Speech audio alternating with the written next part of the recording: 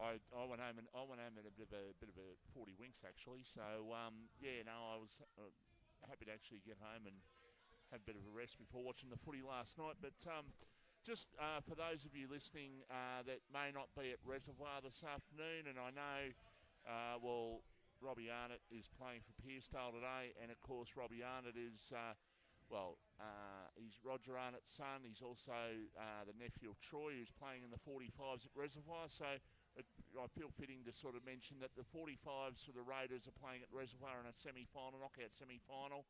At half-time, the Raiders are up 4-6-30 to 3-1-19. The 50s lost by four or five goals. So the Raiders up by 11 points. Raiders finished on top in the 45. So you would expect the Raiders to go on and have a win in that one. They've been the best side of the year, only losing the one game for the year, and that was in round 2. So they've been a super side, 9 wins and a loss on the season. They should be the side that you'd think out of the other sides in the left of the Raiders, they're probably the side that's most likely to break the drought, although they'll have first opportunity to break the drought, assuming they get through and the others do as well next week. Absolutely. Now, Daz, in today's game, where do you see the key matchups lying? Well, it's going to be interesting. I think the Pearcedale midfield have finally figured out how to operate with and without Ryan Bastanak, which has been really impressive. We've looked at Archie McGuinness, we've looked at Caelan Thornton, and of course Jordan Bastanak, the kind of forgotten Bastanak, if you will, and I say that with all due respect. His last month's been fantastic. I think Nick Battle and his fellow Devon Meadows midfielders have got a battle on their hands, because I think McGuinness, Jordan Bastanak and Caelan Thornton all had 25 plus last week. So Nick Battle's going to need a bit of a hand in there, and of course Brandon White up forward's going to need to be stopped if you're Pearcedale today, because he can take the game away from you pretty quickly up forward. Very crafty and intelligent player. What about for you, Vossi? Where do you see the key matchups lying? Well, you look at Devon Meadows, and you've got Nick Battle, you've got Joel Hillis there, you've got guys in the middle that can get the job done. Obviously up against the Pearcedale boys, the Bastanak boys, they're right in the cut and thrust of the action. It's going to be a fantastic game, and the way I look at it today, both sides have won, as I touched on the footy show, both sides have won here. Pearcedale won here last week, Devon Meadows won here about 6 weeks ago. So the ground itself isn't going to prove a problem for either side. They know how to play the ground, they know how to win here, so it's not going to present a huge drama for both sides. Who do I think will win? I think Devon Meadows might win, but I think it'll be a pretty close game. I think it'll be closer than yesterday, which, incidentally, in case you are wondering, it was a win to Somerville yesterday. They're in the second semi-final to play Langwarrin next Saturday. Yeah, spot on. 10-10-70 to 6-9-45. That was the Somerville win over Coringal, and we'll discuss in more detail in the review show and All Access to Sport, 4 to 6 o'clock on Friday live. AJ, you and I will discuss that, but magnificent crowd in, magnificent game, we're hoping. Absolutely. Now, Pro Finish Roof Plumbing is the stream sponsor. Also, for the radio, it's the Battery World of Mornington Match of the Day. Vossi's updates will be brought to you by Bendigo Bank as the first siren sounds to start the first quarter here. Umpire throws the ball aloft. Trav Bravo gets quick clearing kick for Pearcedale going forward.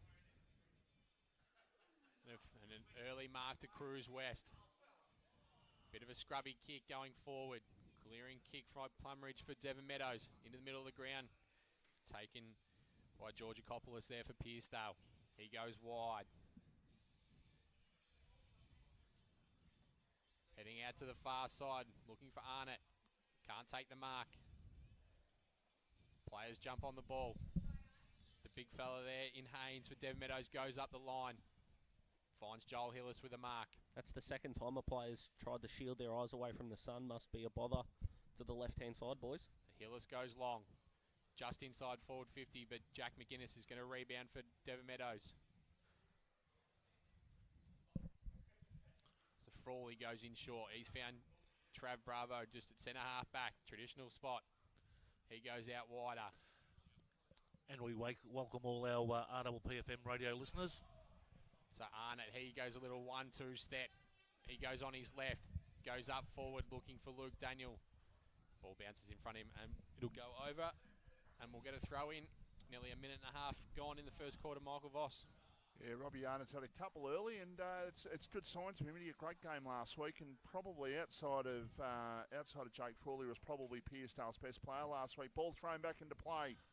No score in the elimination final. Winner through to next week. Loser gone for season 2022. So all the bells and whistles on this afternoon to try and continue on their season. Another ball up on centre wing, right near the scoreboard. We've played 2 minutes in the opening quarter of the elimination final. Pearcedale have got a spare in the middle of the ground too, boys. So throw up by the umpire. There's a free kick. It is going to go to Pearcedale out of that ruck contest. So they've got Free man in the corridor. 2 and 2 in the inside 50. Get the ball deep and quickly. And they've got a 2-on-2 contest down there. Pack of players went up, no mark taken. Devon Meadows looking to clear. They hold the ball and now they get the underground hand pass and they're under pressure. But the ball falls free and they will get the kick away just, and the mark has been taken on half-back, and it's been taken by Brodie McConnell, who'll clear from half-back. It was really good spread from Devon Meadows as well. They made it a bit more difficult for themselves, but they did it well. Jake Frawley, he went over the back. Ball comes to ground. Looking for Trav Bravo, but he misses. Liam Drew goes through. He is tackled, and that is holding the ball, going the way of Pearcedale. Trav Bravo is going to take the free kick. Both teams are looking pretty composed to start, boys. I know finals pressure will ramp up the longer the game goes on, but settling into the contest nicely, both sides. So getting in that the way for Devon Meadows statement, but that's all right. Is Liam Drew. He's had a good start for Devon Meadows. Looks like Brady O'Toole has the job on Cruise West. Devon Meadows go forward. Gets over the back. Running onto it will be Justin Kiss. He has a shot at goal, but has out of bounds on the full. Vocal crowd too here down at Chelsea, which we love. I know what he was trying to do there, but that was not the ideal situation there for Devon Meadows. They just needed to just centre that ball. His foot swung in the right direction, Vossi. Just came completely off the outside of his boot, which is a shame. But if you're Pearcedale, you got to watch out for that defensively. They let two players be first to the ball before a defender got back, so got away with one. Pearcedale to clear. They go out to half-back, broadcast side. No mark taken, ball on the ground. Bastanak of the Ryan variety goes towards centre wing with the kick, and the ball is knocked over the line there on this occasion, and it's knocked over by Jordan Bastanak over the line right below where we are here this afternoon. Both sides still yet to score. We've played 4.5 minutes in the elimination final. Devon Meadows probably consider themselves, or they're ruining the fact that they're in this game. They've been in the double chance position for the majority of the year and only got themselves to blame with a couple of late losses, I guess. But in theory, it's a good opportunity for them to get the finals experience and get the win on the board. Kick off the ground towards half forward, and it goes over the line for a boundary throw in. And of course, the winner of this will play the loser of yesterday, which is Coringal next week in the first semi-final. A little bit of feeling just in the pocket there. We saw yesterday how that can spill over and cost a side, so they've got to be smarter. Bit of a local derby, this one, AJ, as well. Absolutely. There's no love lost between the two. Jones, he does a ruck word against McLeod. Kalen Thornton coming through the pack. He gets a dribbler going up forward. The play there was Setnarini over to Jordan Bastanak. He goes a little check side looking for Cruz West or Luke Daniel, who's at the back, but it comes to the front. Thornton. He's going to get a free kick for over the shoulder. Had a really good start, probably his fourth disposal, and we're only a few minutes in. He goes in short. He's found McGuinness. They've done this well, Pearcedale, because Devon have got two back. Quick kick going forward. Who can take a mark? Is it Anderson? Is it Cruz West? Should have been a mark paid there to Cruz West, but it wasn't coming. Quick kick, smothered. Big tackle applied. It's hot here in the Pearcedale forward 50 at the moment, boys. Although they're going to work it out. Devon Meadows goes into the middle of the ground. Jones missed his handball. Out to Hillis. Devon Meadows have got the overrun here at the moment. They've gone out in front of Canal. Can he run onto it? He was out in front of Colton. Ball won there by Pearcedale, but it's turned over. Hillis, Canal, big tackle applied, and that's holding the footy. Another great tackle by Trav Bravo. He's been very efficient early there, boys. Devon Meadows looking the better side in the contested ball, and Devon uncontested ball. Contested ball will last longer in the game, but they've got to be tight defensively, Pearcedale. They're holding up okay. And courtesy of Bendigo Bank, boys, the Bulldogs up by a point in the game in Tassie against Hawthorn. So Bulldogs needing to win to have any chance of playing finals. Of course, the Carlton-Collingwood game later is going to be huge. Boundary umpire to throw the ball back into play and still no score. Finals pressure on from both sides, nerves from both sides as well. We've seen a couple of mini opportunities, I guess. Kick towards half forward was off the ground, but it's picked up, and it's picked up by Battle, who goes inside. He's looking there for a teammate who will not get the boot to ball. In fact, it's been knocked through for a behind. So the first score on the board goes to Devon Meadows in the elimination final. Really well done by Alex Cannell to pick that ball up while he was on the ground and delivered a really nice handball. Short pass out towards half back, and the mark has been taken there for Pearcedale. Far side of the ground. Devon Meadows one behind. Pearcedale yet to score. As the kick goes down the line towards centre wing. Ball held up in the breeze just a little bit there. The umpire says it's a free kick, and it is going to go to Devon Meadows, who will load up. But, in fact, going to give 50-metre penalty. The Pearcedale player came over the mark. He smothered the ball, or he came in from the side, but it's going to be a shot on goal. It's not actually... No, I think it was just a fair shepherd, Vossi. Well, I thought the umpires gave a 50-metre penalty. Downfield, potentially, I think. Okay, well, they're still having a shot, but it's further out than what I thought it was going to be. It's 50 metres out. So there is a shot. And through for a behind. So Devon Meadows are two behinds. Pearcedale are yet to score. 8 minutes played in the elimination final for season 2022 in Division 2. So Ryan Bastanak will do the kick-in duties for Pearcedale. Interesting decision. Probably want him at the fall of the ball for where this ball's going to go, you'd thought. Still might be nursing something. So he's going to take it from fullback. He goes by hand over to Jake Frawley, who was sensational last week here.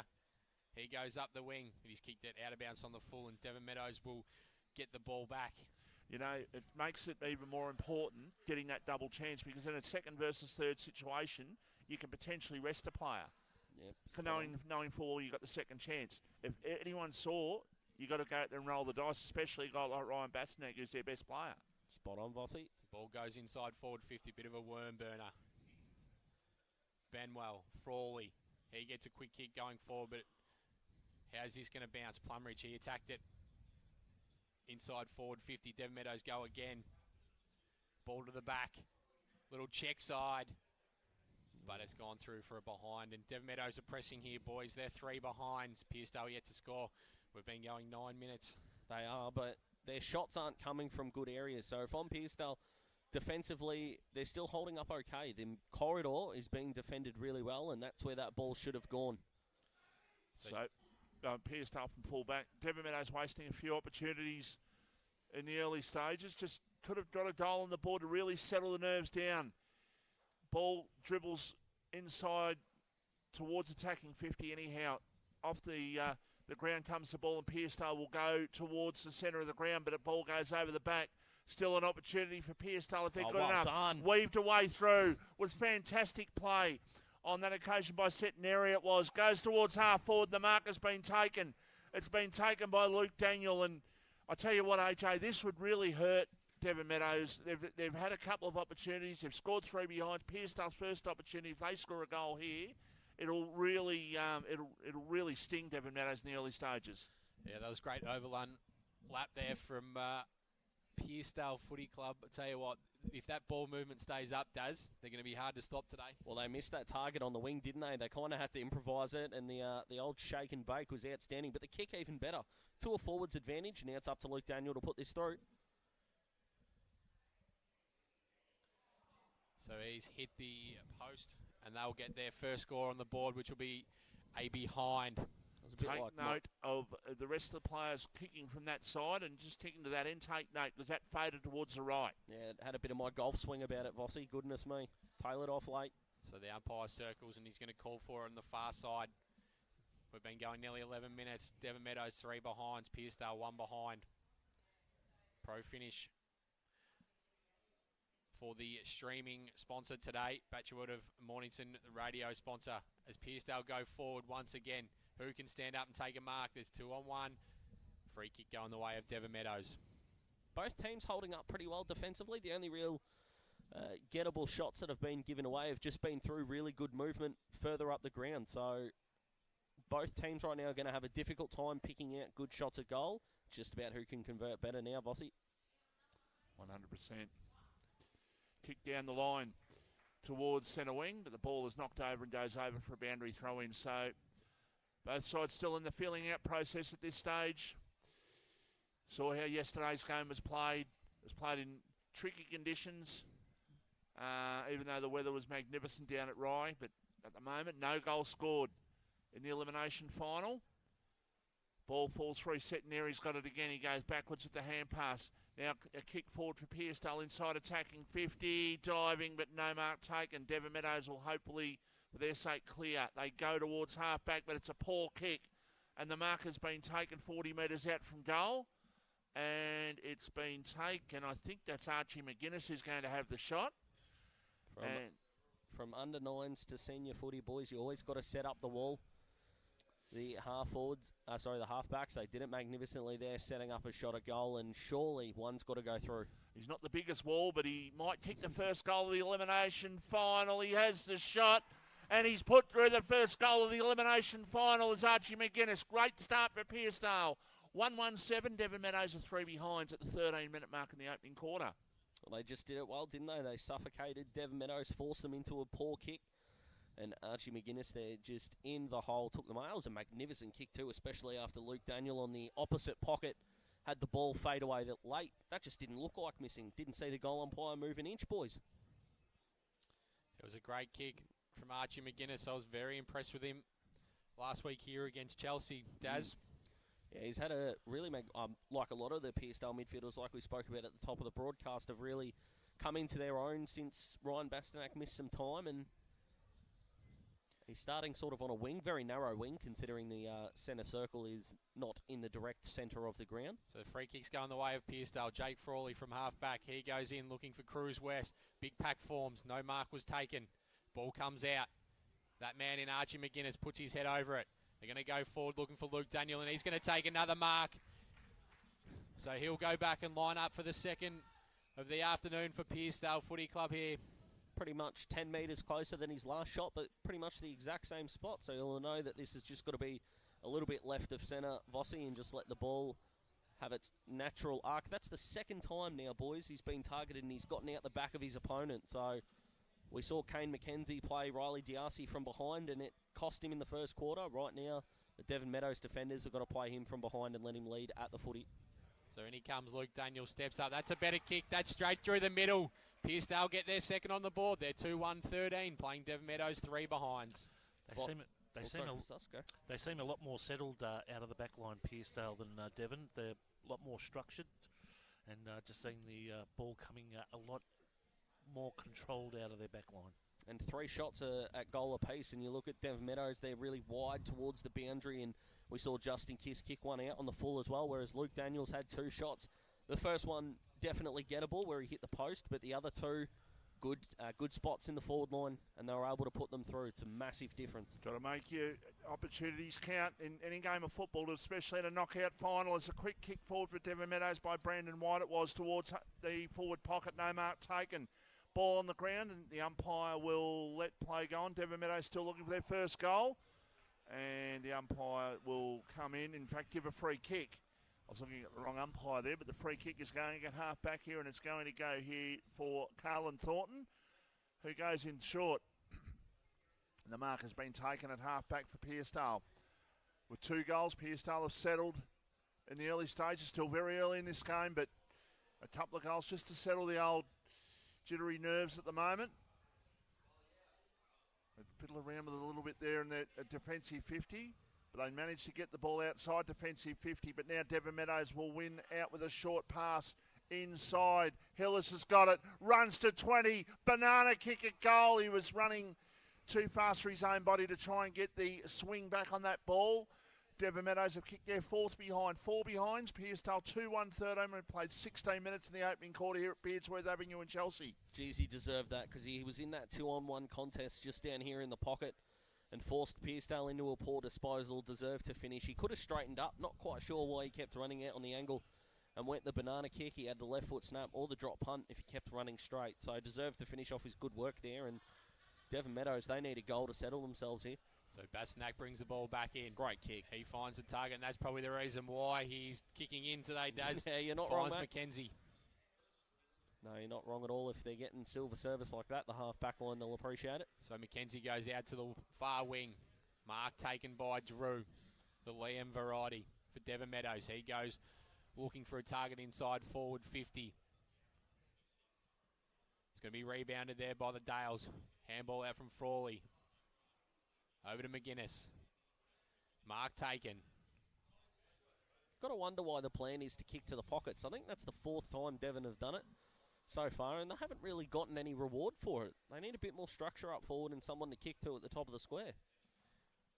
I think Pearcedale are just exposing them with their ball movement at the moment, Daz. So they're just rushed when they do rebound it. Yeah, good point. Even Liam Drew there, though. He had a set kick to take. Still went to the pocket, so they got to set up better in their forward line, Devon. 18 minutes in the opening quarter, 9-point lead to Pearcedale. Even a 15, 20-point lead is a huge lead in a final, so you play catch-up. Doesn't always work that you can come back, unlike a home and away game, but still very, very much in the early stages of this game, although we are heading towards time on in the opening quarter. Free kick to Devon Meadows on centre wing, and they will bring their way forward. I think they're looking to go inward. No, they go long as they possibly can down towards attacking 50. Looking there for a target. Big jump, no mark taken. Ball on the ground. Pearcedale trying to get out with a couple of hand passes, but the ball falls free. Still an opportunity here for Pearcedale to clear, and they will go with an underground kick towards centre wing, and the ball goes over once again for a boundary throw-in. So 18 and a half minutes in the opening quarter.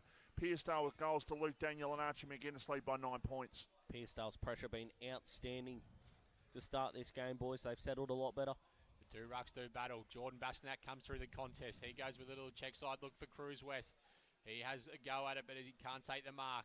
Rebounded there through the agency of Stewart. So free kick going the way of Pearcedale against Brandon White.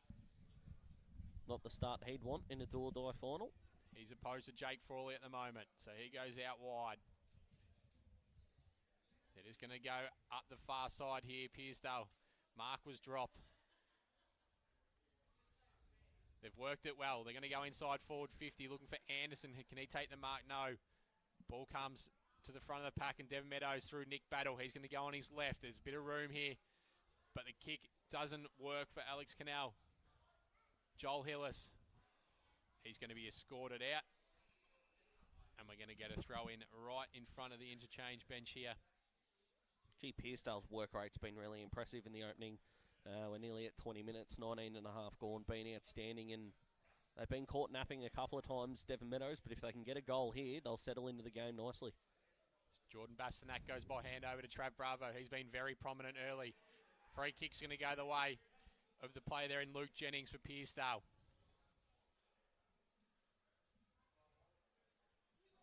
Probably should have gone a bit quicker now that numbers have got back. He's going looking for Luke Daniel, but it's going to fall short. Nathan Drew takes the mark. And that is a horrendous kick, but it's not taken by Glenn Anderson. He cops one a little bit high, but it's called play on. Jones in the middle for Pearcedale. Needed to take that. Battle on his left. He goes inside looking for White. Can he take the mark? And he can. It was all as a result of Hugh Jones missing a tackle, and they're going to concede their first goal, and that was a missed tackle in the centre. Can't afford to miss your tackles, and especially when you've got Devon Meadows on the run. That's a 12-pointer.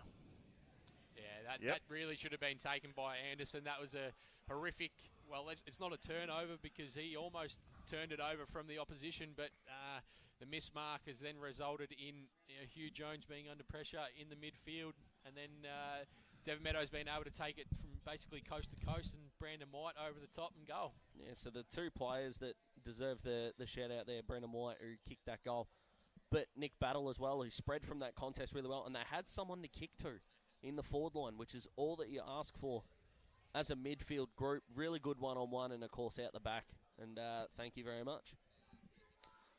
So just waiting for the ball to reappear. We've lost the ball. Gotta love local footy, don't you? My brother-in-law's family lived behind the Preston goals, so you reckon they weren't in a position to potentially grab a couple of footballs. Yeah, I'm talking in the 70s and 80s here, a long time ago. I can imagine, Vossi, they would add a bit going on half-time of the Hawthorn Bulldogs game, and it's the Doggies 8-4-52 over the Hawks 8-1-49. So Carlton fans will be wanting a better second half from the Hawks, but a goal fest down in Tassie. And that's courtesy of Bendigo Bank. Absolutely, and James Sicily's broken the record for the most marks in a first half at UTAS, has 13 with his 23 disposals. Oh, wow. He'd be having a fair super coach day by the sound of it. Yep, wish I had him, Vossi. Yeah, I thought just about everyone did, but obviously you're the one that doesn't, Daz. That's why I'm not winning it, but we're back. Back to the middle. 3 points to margin in the elimination final. Ball comes out towards the Pearcedale half-forward line. Devon Meadows knocking it backwards to try and go forward. Now they go short. Mark taken by Hillis. Just off the centre of the ground. Now the long kick. It is by Plumridge. It was towards centre half forward. Ball on the ground. On the left foot there was the player in Wayne Groves, but he only got the toe poke to it. Now Pearcedale trying to clear out towards half-back. They will get the ball and try and just kick it off the ground, try and get it as far away as they can. It's about 60 out from the goal that they're defending. Now they kick the ball down the line, but I think the umpire's actually given a free kick back on play. Yep. And it is going back here to Devon Meadows. And Paul Wayne Groves, I think his left foot's just for balance. He would have barely got that 2 metres, but he'll make up for it with the next one, I'm sure. Was that a slight push inside, not to be, says the umpire. Ball on the ground. Is that not a free kick? It might have been a bit of a hit in the back there. Devon Meadows might have been very unlucky not to get a free kick there. I think it was a bit of friendly fire there, boys. Very much so. Joshua Stewart was the player. But a throw up it is. 40 metres out from the Devon Meadows goal. And both umpires blindsided. That was a hit in the head, but Pearcedale will clear. An opportunity for Pearcedale to go. They go down towards the half-forward line. Good tackle applied by the player in Archie McGuinness it was. And the umpire says, I'm going to ball it up. It's Pearcedale 2-1-13, Devon Meadows 1-4-10. Played 24 minutes in the opening quarter of the elimination final for season 2022. Not going to be the longest quarter either, so it might be one more chance for both teams. Hugh Jones just gets it going forward anyway. How? Brilliant tackle. Jeez, the tackling's been good.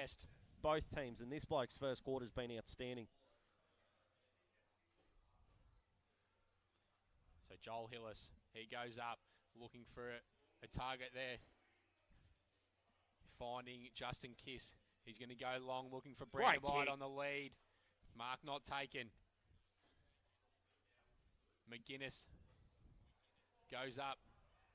That's a great mark taken there for Pearcedale. Brandon White owes Justin Kiss one there. That was lace out on the lead. Got the jukes up but couldn't hang on to it.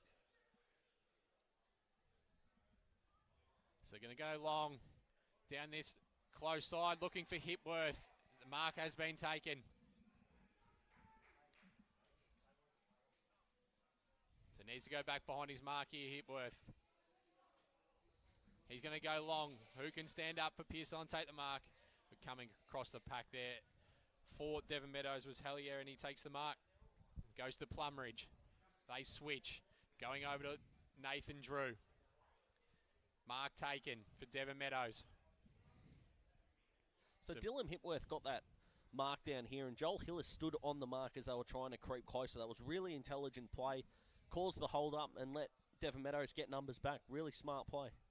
The ball's out on the far side of Hamish McLeod. He goes long. Who can stand up and take a mark? No one as yet. Jordan Bastanak in the long sleeves today. He goes with a quick handball over to Frawley. Puts him under trouble, in a bit of trouble there. The ball goes out and we'll get a throw in. I'm not sure how many 101 defensive books in the AFL Vossi have got handball backwards to a bloke under pressure. Jordan Bastanak, he'd want that moment back. Nerves do strange things to you, Daz. And it's certainly doing some strange things to some people out there at the moment, but Pearcedale will be happy that they've got a 3-point lead with 26 minutes in the opening quarter. Probably maybe another 2 minutes to go, maybe with that loss of ball. Potentially probably 28 minutes we might go. In the opening quarters, the ball to be thrown back into play. And a free kick for over the shoulder. It will go to Devon Meadows, and they will load up from 50 metres and go in towards the top of the goal square. 2 hands for beginners there. No mark taken. Ball on the ground. Still an opportunity for the Devon Meadows side, but Pearcedale clear out towards the centre half back area. Cruz West goes in short. Mark's taken at centre half back. Now they can get it and just slow it down. They might realise how long there is to go and just try to hold things up, just try and hold even a few point lead going in towards quarter time. Ball in the centre of the ground. Cruz West been pretty quiet this quarter. Had to go to centre half back to get his hands on the footy. Sometimes you got to do what you got to do, and he sensed to get his hands on the football. He might have to do that. That's free kick too high. So maybe an opportunity here for a late goal for Pearcedale. They go with a long kick towards full forward. No mark taken. Ball on the ground and a good tackle applied on the Devon Meadows player in Daniel Hellier. And the ball is going to be balled up 40 metres out from goal. But as it's about to be, it is quarter time in the elimination final. It's Pearcedale up by 3 points. Yeah, 2-1-13. That's Pearcedale. 1-4-10. That's Devon Meadows. Both felt each other out there, boys, and not a bad start at all. Devon Meadows had some difficult shots they couldn't convert, but both teams have settled in quite nicely. Yeah, you're absolutely right there. We're set up for an absolute cracker. We're going to go to a break and we'll be back right after this. RPP in the afternoon. More and more people with a taste for quality are shopping at Eliza Meats. Kevin and his lean team pride themselves on the finest cuts, from juicy steaks and roasts to high-grade mince and sausages. And Eliza Meats are the gourmet specialists. Inquire about Eliza Meats Spitfire. Phone 9787-4473 for a mouth-watering meal fit for a king. It's all at Eliza Meats. See our sponsor Kevin at Eliza Meats, 112B Mount Eliza Way, a station sponsor. Jones Lapino Real Estate, located on Wilson's Road, are Mornington Peninsula's boutique real estate professionals, offering premium service in sales, auctions, investment property management and holiday leasing across the Mornington Peninsula. Contact Jones Lapino for the very best in client experience on 5975 5593 or visit joneslapino.com.au, a station sponsor. Dreaming of a cold beer poured straight from the tap? Tar Barrel Brewery and Distillery, located on Watt Road in Mornington, is open Wednesday to Sunday, offering craft beers and spirits produced on site, with local wines and cocktails also available. Come down and enjoy one of their famous wood-fired pizzas in the beer garden. A local taste experience. Tar Barrel Brewery and Distillery, the spirit of local. tarbarrel.com.au, a station sponsor. Illness and accidents happen, so it's good to know that high-quality 24-hour emergency care is nearby for prompt private care when you need it most. Visit Peninsula Private Hospital Emergency Department. A station sponsor. Battery World now open in Mornington. We know batteries. We know our 75D23Ls from our DIN 65LHs. And we know which is best for you. We have the range and a spark no one else can match, because we live and breathe batteries. Those beautiful boxes and cylinders that power our lives and our passions. That's why we're the batteryologists. We're Battery World. Battery World Shop 1, 43 Mornington Tyre Road, Mornington. At SJS Accounting Strategies in Mornington, our mission is a simple one: to make running your business easier. To get money-related challenges out of the way so you can focus on growing your business. It doesn't matter which business sector you're from, our commitment to helping you grow will be exactly the same. Why? Because our team loves helping businesses achieve their goals. Contact SJS Accounting on 5975 0488 or visit www.sjsaccountingstrategies.com.au. A station sponsor. RPP broadcasting 24/7. And welcome back to the elimination final here between Devon Meadows and the Pearcedale Football Netball Club. It sees Pearcedale leading by 3 points at quarter time, 2-1-13. Devon Meadows 1-4-10. Dads, let's get your analysis on the first quarter. Yeah, so if on both coaches, I'm actually feeling pretty positive about the way that the game started. The ball movement between the arcs has looked okay for both sides. The kicking efficiency, I don't think is going to be high, but we're final, so we're not going to harp too much on that. But Devon and Meadows, I should say, it's looking a lot more difficult to generate good shots in their forward half. So I think if you're Devon Meadows coaching staff, you're telling the forwards to still hang back, create a contest once the ball's coming in, because once they're getting it forward of centre, they're looking to deliver the ball quickly and they're not quite getting their matchups. Whereas you look at Pearcedale, their forward half entries are looking really, really good. Luke Daniels being the target, and I think he took 4 marks in that first quarter, 2 shots on goal, kicked 1 goal, 1, and has looked really good with Archie McGuinness the other. So both teams are looking okay, with the forward structure of Devon Meadows the big improvement needed in this second quarter. So the vision is brought to you by Pro Finish Roof Plumbing. Also the radio brought to you by Bachelor World of Mornington. And of course today, boys, in the AFL, if the Dogs beat the Hawks, then Carlton will need to beat Collingwood to make finals. If Hawthorn get over the line, Carlton are safe. And of course, if Sydney beat St Kilda by approximately 53 points, they'll finish top 4, knocking out Fremantle or potentially Collingwood. So a good opportunity, a great day for AFL footy as well. So if you've got it on the background, chuck it on mute while you're listening to us, and you'll get to enjoy a fantastic day of footy at all levels. Johnny Beswick down in the Pearcedale huddle will give us a wrap of what's happening down there very shortly. Fantastic. Who do we think wins that Carlton-Collingwood game, boys, before we get to the huddle? Carlton wins. Yeah, Carlton for mine. So just a little point of note, the last 15 games in the AFL, 9 last week, 6 this week, I'm 15 out of 15. Wow, there we go. Mind you, I was tipping terribly early in the season. Beautiful, so not too far away from the start in the second quarter here at the Chelsea Recreation Reserve. And of course, yesterday's game, Somerville 25-point winners over Coringal, so they'll play Langwarrin next week, with the winner of this game playing Coringal. Sam Walsh is laid out. Yeah, Herald Sun reporting that he might have been not ready to go, so a big blow for Carlton. I tipped Collingwood anyway, so that gives me a bit more confidence, boys. But tell you what, I am confident in. Fantastic second quarter, and fingers crossed, a magnificent finish. So we're just waiting for a few spectators to exit the arena here. Spectator right in front of me with the old beanie on, not giving me the greatest of views, but that's all right. Yeah, I don't think any of us have got a great view here at the moment, Daz. But we won't be too far away from a start here in the second quarter.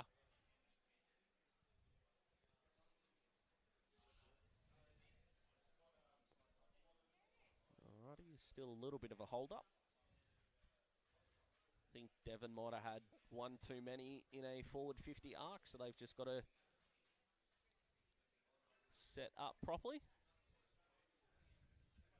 We should be right to go.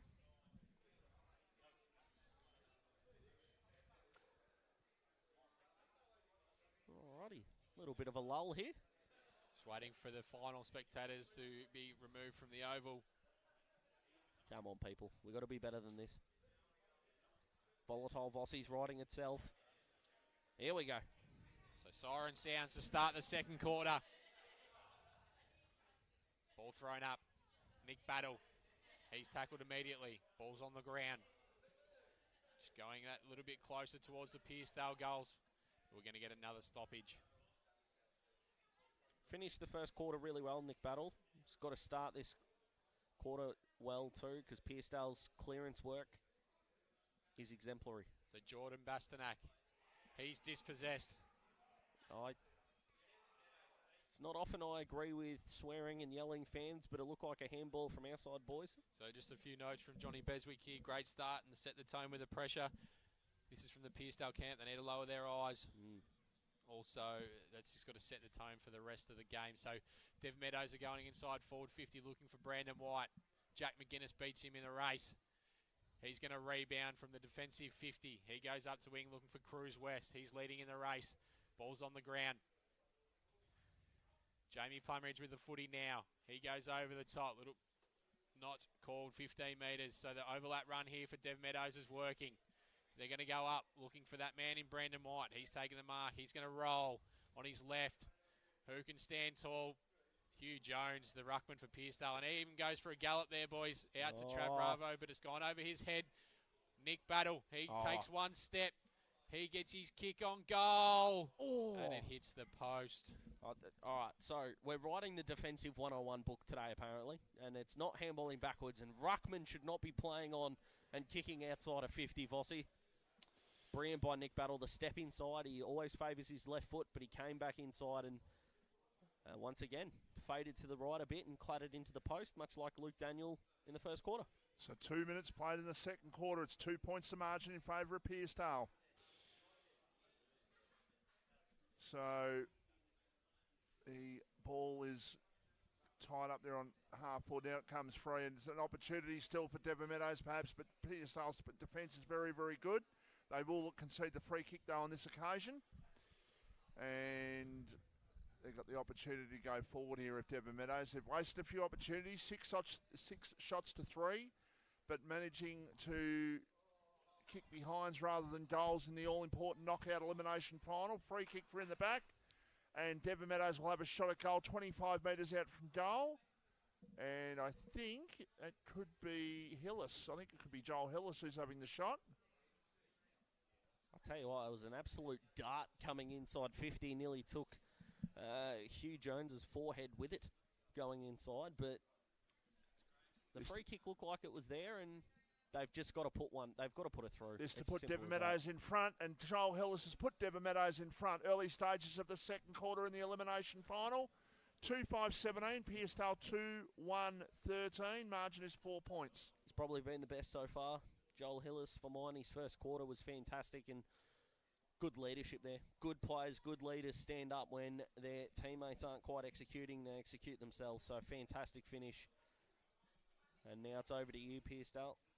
They haven't won a clearance this quarter. They've got to win one, drive it inside 50 and generate a score. Cruise West needs to get involved in the forward half of the ground. So 3.5 minutes gone in the second quarter. We're back in the middle of the ground. Hugh Jones, he butters up his ruck work, and he's given a holding the ball free kick. Couple of moments going the he'd way like to take back. Of Haynes. He goes in with a driving ball inside forward 50. Brandon White from behind. Ball comes to ground. Who can run onto it? Colton for Pearcedale has, and he's going to get a free kick over the shoulder. They could switch. Pearcedale. So they're gone in short. They've found Caelan Thornton. They can come into the middle of the ground. Trav Bravo's all on his own out on the outside, boys. He's going to get it here. Maybe. So that's a poor kick. That's set up Trav Bravo. Liam Drew. They're out here. Devon Meadows, Bargmata goes in. Who can take the mark? It's a one-on-one. Bit of a show of strength. But McConnell, he gets a kick off the ground and gets a goal for the Devon Meadows Footy Club. They move on to 3-5-23. Pearcedale 2-1-13. It was just a really poor kick. They were out. Pearcedale and Trav Bravo was all on his own. Created a really good contest, and then out the back, Brandon White did really well to let that ball come out the back, and a nice little finish by Brodie McConnell, boys, and Devon are just starting to flex their muscles a little bit. Pearcedale have got to settle.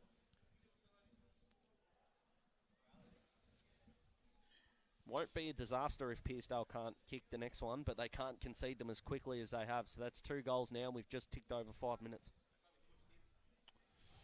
All right, I can rezone myself now, so we're ready to go. Back in the middle, 10-point margin in favour of Devon Meadows with 2 early goals in this second quarter. And a ball up to take place. Might have got away with a little bit of a fend-off there, but the crowd are getting into it, which we love, boys. Fantastic crowd in today. Whatever happens with Pearcedale today, it's been a fantastic season for them to get where they have. Obviously, they want to continue on, but it's all a learning curve from where they've been over the last probably 9 years or so. But still plenty of time to go in this game. But Devon Meadows looking good in the early stages of the second quarter. Kick towards half forward. No mark was taken. Now Bravo with a hand pass. Now they go with the kick down towards attacking 50 and going back and taking the mark. It looked like, I think that's Daniel Hellier who takes the mark. Tell you what, I've been really impressed with Nathan Drew's composure off half-back too. His last 3 kicks, He had a couple in the first quarter which were absolute bullets, and his kick to the wing there was fantastic. Good composure in a final. So, bit of an unrealistic attempt there, boys, I think. Sorry, boys, just a bit happening around here at the moment, but Pearcedale need a goal at the moment just to try and steady themselves up after conceding the first couple in this second quarter, but they go inside attacking 50, but a mark once again to Devon Meadows. No clear in the margin at the moment. OJ is 10 points. So Devon Meadows have cleared. Just on the defensive 50 at the moment. Pearcedale working well. Setneri, he goes in on his left. Standing in the way for Devon Meadows is Jamie Plumridge, although it has gone out of bounds on the full. So they've got a player out here in Boland if they want to be attacking, but they're going to go down the far side. It's Plumridge. He's called to play on. He goes long. Big Hugh Jones standing in the way for Pearcedale. Doesn't take the mark. Ball comes out. Handball over the top. And then big tackle applied, and the umpire's going to call for it. And we'll get a stoppage on the far side here at the Chelsea Recreation Reserve. Good communication between the Devon Meadows defenders, calling one back. Pearcedale had a spare standing in the goal square. So Jordan Basnak went through the stoppage, and it's a downfield free kick. So Pearcedale should be able to have a shot on goal here, and it looks like it'll be through the agency of Nathan McKenzie. Needs this. Going to be against the grain. I think they've had the last 4 inside 50s, and they were kicking it straight to Daniel Hellier for the first few, and then one out of bounds. So they've got a chance here. They've got to take it. So McKenzie steps up. It's not going to make the distance. It's going to go out of bounds. We'll get a throw in. Better than a point, so you can set up. They've set up the wall a couple of times, and they're doing it here. So it's going to be thrown in right next to the behind post. Who can be dangerous for Pearcedale here? Looking at maybe Cruz West. They're appealing for a deliberate here, and it's been given by the umpire. So Luke Daniel can go back if he wants and have a shot on goal. Devon currently 3-5-23, Pearcedale 2-1-13. This would take an almightily good kick from there. He's got the skill to do it. Had a really good start. He's kicked 1 goal 1. So Luke Daniel has the shot. No, he ain't kicking that. No, that's not his best effort, and that was not even close. In fact, it's out of bounds on the full on the near side. Didn't actually look like the ball came back into play to go out of bounds on the full, funnily enough, but that's okay. He tried the normal kick there, whereas the normal course of events now, a player might maybe run around or try a banana kick or try a left foot snap at goal, but no, not to be then. But it was a poor effort. He's better than that. So Devon Meadows looking to clear. 5 minutes into the second quarter, Devon Meadows up by 10 points. I like that they're creating space down the line here, Devon Meadows. Long kick down towards Hillis, who goes up at the back. In fact, it's been marked in front, and it's been marked for Pearcedale. I can't quite pick up the number there who's got that. I think it's Archie McGuinness. Okay, so it is too. It is Archie McGuinness. He goes towards the top of the goal square. No mark taken. Almost a mark there for Pearcedale, but it's taken away by Drew of the Nathan variety. Goes out towards the half-back line. Pearcedale looking to try and keep the ball in, but the ball is out of play for a boundary throw-in. Free kick, holding the man. In fact, okay, so it is still an opportunity here for Pearcedale. Margin still at 10 points. Goals not easy to score this afternoon, even though it's a fine day at the football. A long kick towards the top of the goal square, and Devon Meadows not taking any chances there, knocking the ball through for a behind. So Pearcedale's first score of the second quarter is a behind. They 2-2-14, and Devon Meadows stay at 3-5-23. We've played 11 minutes. So ball brought back in by Plumridge. He comes out looking for Nathan Drew. He goes up longer looking for Groves. Tackle applied by Jake Frawley, and that should be holding the ball, but it hasn't been given. He fended off one.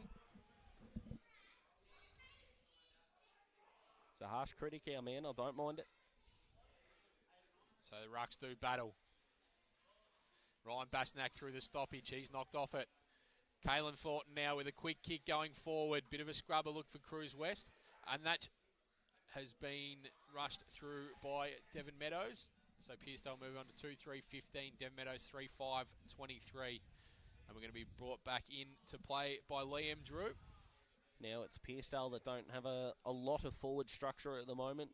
Devon Meadows defenders playing in front, hunting the footy and doing well, although that's a horrific kick. So it was a turnover there from Boland, shot on goal. That's yes, and that is a goal to Pearcedale. What a finish. Looks like it was Luke Daniel there.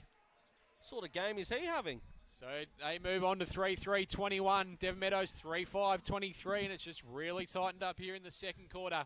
Like to give a shout out to the Devon Meadows defence, who just made me look an absolute fool in that moment. But fantastic smother. We teach kids all the time that the man on the mark is not an empty role, and created something out of nothing. And they've had a good 5 minutes here, Pearcedale. Tell you what, if you were paying for the shot at goal there, and you describe that off the ball off the boot, you would say it was a shocking looking kick. But you know what it was? It doesn't matter. It's a goal, and Pearcedale don't really care because they've got the goal that they desperately needed. Back to 4 points the margin in the elimination final. As the kick goes towards half, well, that's better. That's a beautiful kick. It was actually off the basically just running to one side and then just sort of checked it around to his mate. Now long kick towards the forward pocket, going back Luke Daniel again. But the umpire says throw it back into play. Of course, we're streaming thanks to Chisholm Sports Academy, and we're live here thanks to Battery World of Mornington on the radio this afternoon. And courtesy of Bendigo Bank, Hawthorn up by a point over the Bulldogs. Jack Gunston's just kicked his fourth, and that's his 14th goal in Tasmania this year in just his third game. Okay, so ball still in the forward pocket for Pearcedale, and the umpire's going to come in and say, ball it up. Sus, you reckon we're definitely sitting with a couple of Hawthorn supporters here? I wouldn't have guessed it. Oh, yeah, have a listen to you two. You two, Melbourne, bloody, your cheese platter boys. Come on. We don't play on Sunday, Arvo, Vossi. No, you're not getting a lot of 110 on Sunday, are you? No, for the last 30 years, I reckon 30 of the last 31 years, that's all you've been doing, AJ. That's all right. As good as your last grand final. Exactly. Oh. Okay, we won ours. Anyway. Oh. So ball's on the ground inside forward 50 for Pearcedale. Battling hard both sides here. Close to line. And that dribbles out. I'm just going to give a shout out very quickly. The Peninsula Raiders have won the 45s game. They've won by 8 points and they're into the grand final in 3 weeks' time. Well done, boys. Yeah, and a good result as well. A close final, toughen them up. And is that the week off now, Vossi? Or? They get 2 weeks off now. They play that 11th of September's a grand final. Fantastic. So throw everything into it, bit of time off, and they'll come out fit and firing. 100%. So we've got another stoppage inside the forward 50 for Pearcedale. Archie McGuinness. McKenzie put his head over it. Tackle applied by Cruz West. And the umpire calls for another stoppage inside the forward 50 here. Pearcedale really pressing in this second quarter in the last 5 minutes. I reckon we've had 10 handballs inside a defensive 50 and none of them have hit the target. Quick kick by Jennings. And that's a goal. Wow. So that was great clearance there from the player in Luke Jennings. Devon Meadows had no sweeper at that contest at all. He was able to run in the space. You should be able to cut that kick off or put a bit more pressure on the player. There was no one there, and they've been made to pay the price, and Pearcedale deserved this lead. Their second quarter's been great. I believe Luke Jennings and Jake Frawley both played in V-Line under 15s, and I think Luke Jennings was from the Frankston side, so great to him move down to Pearcedale. So with the last 2 goals, Pearcedale are now up by 4 points, and that was not great defending there by Devon Meadows. It gave Luke Jennings an opportunity, and he needed half a chance and put it through where it counts most to put Pearcedale up by 4 points. They get the centre break once again. Someone's down, boys. Pearcedale. A quick kick by McKenzie it was towards full forward. Off the pack, Jennings again. He's kicked it! A snap! A goal! What an unbelievable goal. And Luke Jennings has kicked 2 in the last 30 seconds, and Pearcedale have gone bang, bang, Bang! They're up 5-3, 33. Devon Meadows 3-5, 23 in the elimination final. Never kick a drop punt again, son. They're two of the best snaps we've seen for a while. But the story, boys, looks like Nick Battler's coming off relatively unassisted, but fingers crossed he is okay. That's a fantastic finish. Luke Jennings has broken this second quarter wide apart. What a finish. Running away as well. He doesn't look too good on the No, boundary, he does he? certainly doesn't look great at all. He didn't know where the gates were then, so it's going to be interesting to see how that plays out as the ball's back in the middle. They've been fantastic, as we said, in the last 5 minutes. Pearcedale, can they get another clearance? They will through McKenzie over to Bravo. He goes by hand, looking for Archie McGuinness. He's had a really good game so far. He tried to go over the top to Hugh Jones. They're under pressure here, Devon Meadows. Caelan Thornton runs onto it for Pearcedale. He puts it out in front of Luke Daniel. Doesn't take the mark, although he worries Boland out of it. He goes with a handball over the top. Bradshaw. Cruz West. But that's a poor kick. Standing in the hole was Brandon White. They need to get a bit more out of him today, boys. Yeah, they need some composure and they need their hands on the footy. A few effective kicks, slow the game down, and then build up their own momentum to break Pearcedale's, because this has been a tirade for the last 5 or 6 minutes. The big difference I see in this at the moment, boys, is Pearcedale's ball movement. We've said it before, but they look so dangerous when they're really going fast with their ball movement and they're worrying Devon Meadows. And it's starting in the midfield as well. Caelan Thornton's lifting. Jordan Basternak's been good. And Luke Jennings has kicked 2 unbelievable goals, especially that latter one that he kicked. So there lies your difference. One side takes their opportunities, one side doesn't. And thus Pearcedale have a 10-point lead as the kick goes to half forward. No mark was taken. An opportunity still here at half forward for Devon Meadows, but Pearcedale will get the ball and run it out of the centre of the ground. They go just the attacking side of centre now. Now they go towards half forward. Going back, I think that might have been Anderson who went up with one hand. Should have been going with two. No, Jennings again. Jennings on the right foot. He's kicked 3 in the last 3 minutes. Luke Jennings, he's put Pearcedale 3 goals up, and he is having the day of unbelievable proportions here. He is just absolutely on fire at the moment, boys. What? Where has this come from? This is unbelievable. Who's happier, Michael Voss or the boys in front? Oh, they're going off. Up and about Michael Voss. This is what you play sport for, and dreams, and this is what dreams are made of. You get out there and you kick 3 goals in 3 minutes. You wouldn't have dreamt this. This has got Nick Davis 05 v Geelong about it. That's unbelievable. That's a fantastic fit. All 3 kicks, though, have not looked like missing at all. Both snaps came off beautifully. He only had a step and a half to work with, and that ball went as straight as an arrow. So the ball's back in the middle, 3-5-23, playing Pearcedale, 6-3-39. Brandon White with a quick kick forward, just standing there all alone is Jake Frawley. Just a message to Devon Meadows as well. I'd be pushing that panic button right about now. It's only 16 points, but it feels like double that. And with Nick Battle off the ground as well. Fingers crossed he's okay. To Blake Eklund. He's gone back. Found Georgakopoulos. I like this from Pearcedale. They'll just try and pierce their way through, and they're in no rush. They've found McKenzie. He comes out looking for the resting ruckman in Hipworth, and that's great body use there. Watch the mids go past him. Caelan Thornton. That's a chiseler looking for Cruz West. Oh, that was fantastic from Cruz West. He's going to go in short, and he's found the player in Luke Daniel. And I tell you what, boys, you just mentioned it, Daz, but the ball movement as well and the pressure, far superior here for Pearcedale. Caelan Thornton's last 3 kicks have been absolute darts. That was really smart by Cruz West, who's playing more of that link-up play. We've seen him play deep a few times, boys, but this man, Luke Daniel, if it wasn't for young Jennings, we'd be talking about this man's day. I reckon that's his 6th or 7th mark. Probably the toughest shot he's had all day, barring his last. So in he comes, Luke Daniel. That's a better kick than his last one, and that's gone straight through.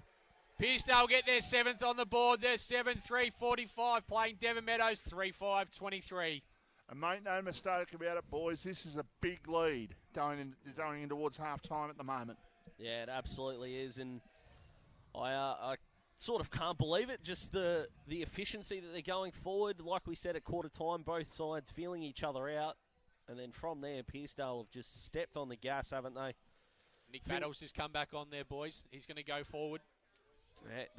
Not the position they need him in, but we hope he's okay and he can have an impact. But right now, the middle of the ground is all Pearcedale.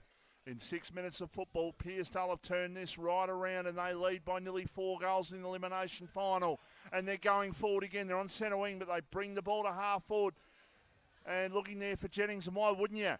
He was pushed out of that one. It's still an opportunity. Thornton a hand pass. They run. They have the shot. Jordan Bastanek just misses. Tell you what, Trav Bravo's been superb for Pearcedale with his leadership and big body. And speaking of leadership, Devon Meadows are going to need some in spades right now, because on the outside of the contest, we noted that Pearcedale's contested ball work in the first quarter was outstanding. Right now they're beating them inside and outside. They need a goal to steady themselves here That before doesn't help. half-time, Devon Meadows. That wasn't the greatest to kick. The ball goes over the line for a boundary throw-in. They just can't get their hands on the footy, boys. They're just not touching it. That being Devon Meadows, of course. Absolutely. Bendigo Bank around the ground sees Hawthorn 9-2-56 to Western Bulldogs 8-10-58. Nearly three-quarter time. And I think the differential, if the Bulldogs win a close one, I think the differential between Carlton and the Bulldogs on percentage is 10 points. It's not much. Yeah, 0.1, I think you mean there, Vossi. That's okay. But the Dogs last 4 weeks have conceded at least 115 marks, nearly three-quarter time. Hawthorn already on 98. He's been given the backhand there, Michael Voss. I was. So the ball's on the far side. And the umpire calls for another stoppage. Of course, the Sydney St Kilda game last as well has got implications for the top 4, so big day. Go Saints. Of AFL footy. Absolutely. And we're biased. We've got the Melbourne supporter just blatantly cheering on someone else. So that's Joel not a Hillis handball. over to Barkmata. They go inside forward 50. They were looking for White. Oh, this is easy. But it's been great defensive work from Pearcedale. They've moved the ball out to Riley Bradshaw. He didn't want to chase then, did he? No. They're looking up the Cruise West, but it's going to be cut off by Liam Drew for Devon Meadows. He's been one of their better players today, along with his brother. Yeah, absolutely. And Joel Hillis as well. And apart from those, the list becomes very thin. So it's a good mark there, taken by Nick Battle. That's what we want. His hands on the footy. They need a good kick here inside 50. That was good spread there by the forwards, but Out not the back. a great kick. Ben will. Oh, that has to be deliberate if the last one was. Oh. Jeepers. Devon Meadows could have put some pressure on them, but they decided to try and fox a free kick out of the umpire, but I think a right decision. They've got a stoppage in the left forward pocket as the ball comes back into play. Like a cheapskate on the horses, the umpire had 50 cents each way then. It was a good result there for Pearcedale because the ball's now out at attacking 50.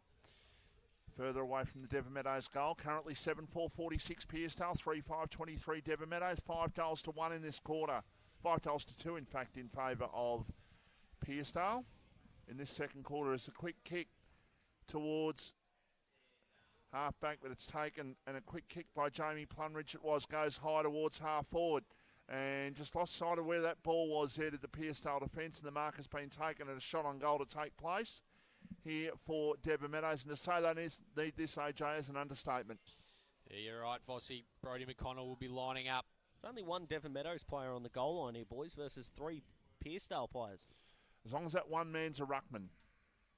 That's where the ruckman should be right now. You need some small blokes if the ball... Oh, no. Well, don't worry about it. So that is very poor from Brodie McConnell there. Can Pearcedale escape this attack from Devon Meadows? Drew goes in with a chiseler. Great mark, Joel Hillis. He just needs to go back and steady the ship for Devon Meadows here. Kicked a goal earlier in this quarter with Brodie McConnell as well, who's kicked a goal in this quarter. And from pretty much the same spot, boys. Maybe a few metres closer, but geez, he hasn't gone back very far. Joel Hillis. He didn't really like it as soon as it left the boot. Yeah, it didn't look comfortable at all when he's run up in the execution. And there's a big reason for that. Out of bounce on the full. So Jake Frawley will be able to bring it back in for Pearcedale. They just need to run the clock down here up until half-time. He's going to go in short. No mark was taken.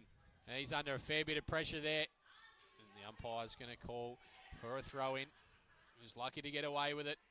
there, Pearcedale. So you're looking at the two forward lines. Luke Daniel and Luke Jennings have both been fantastic, creating space and creating scores.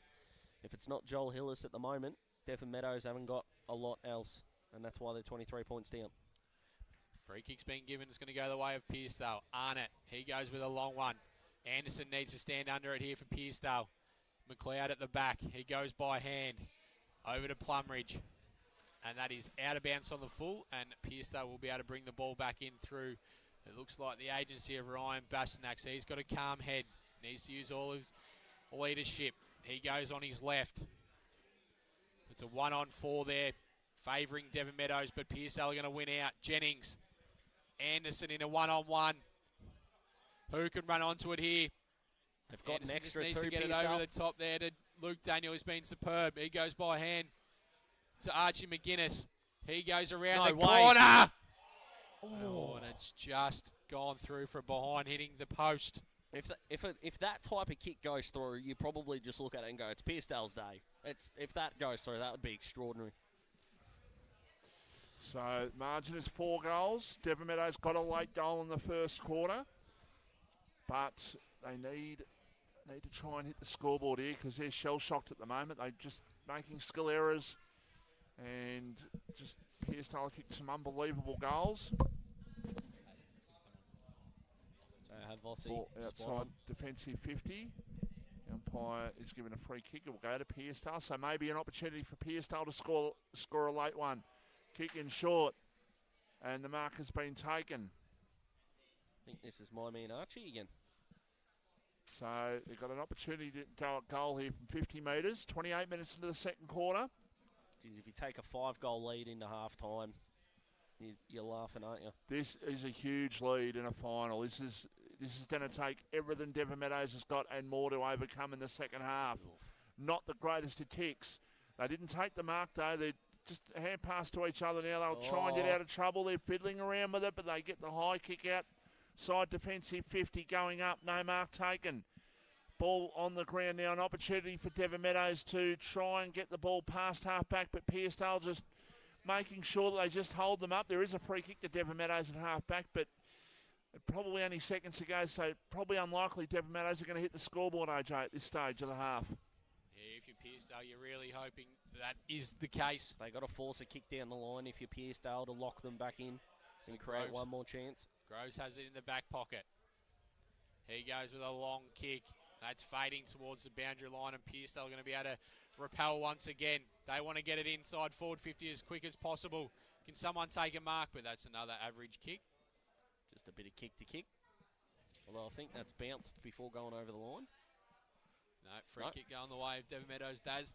Jamie Plumridge will bring the ball back in. He has Liam Drew on this near side here if they wanted to try and get something going. But Plumridge goes up. Standing there was Hipworth.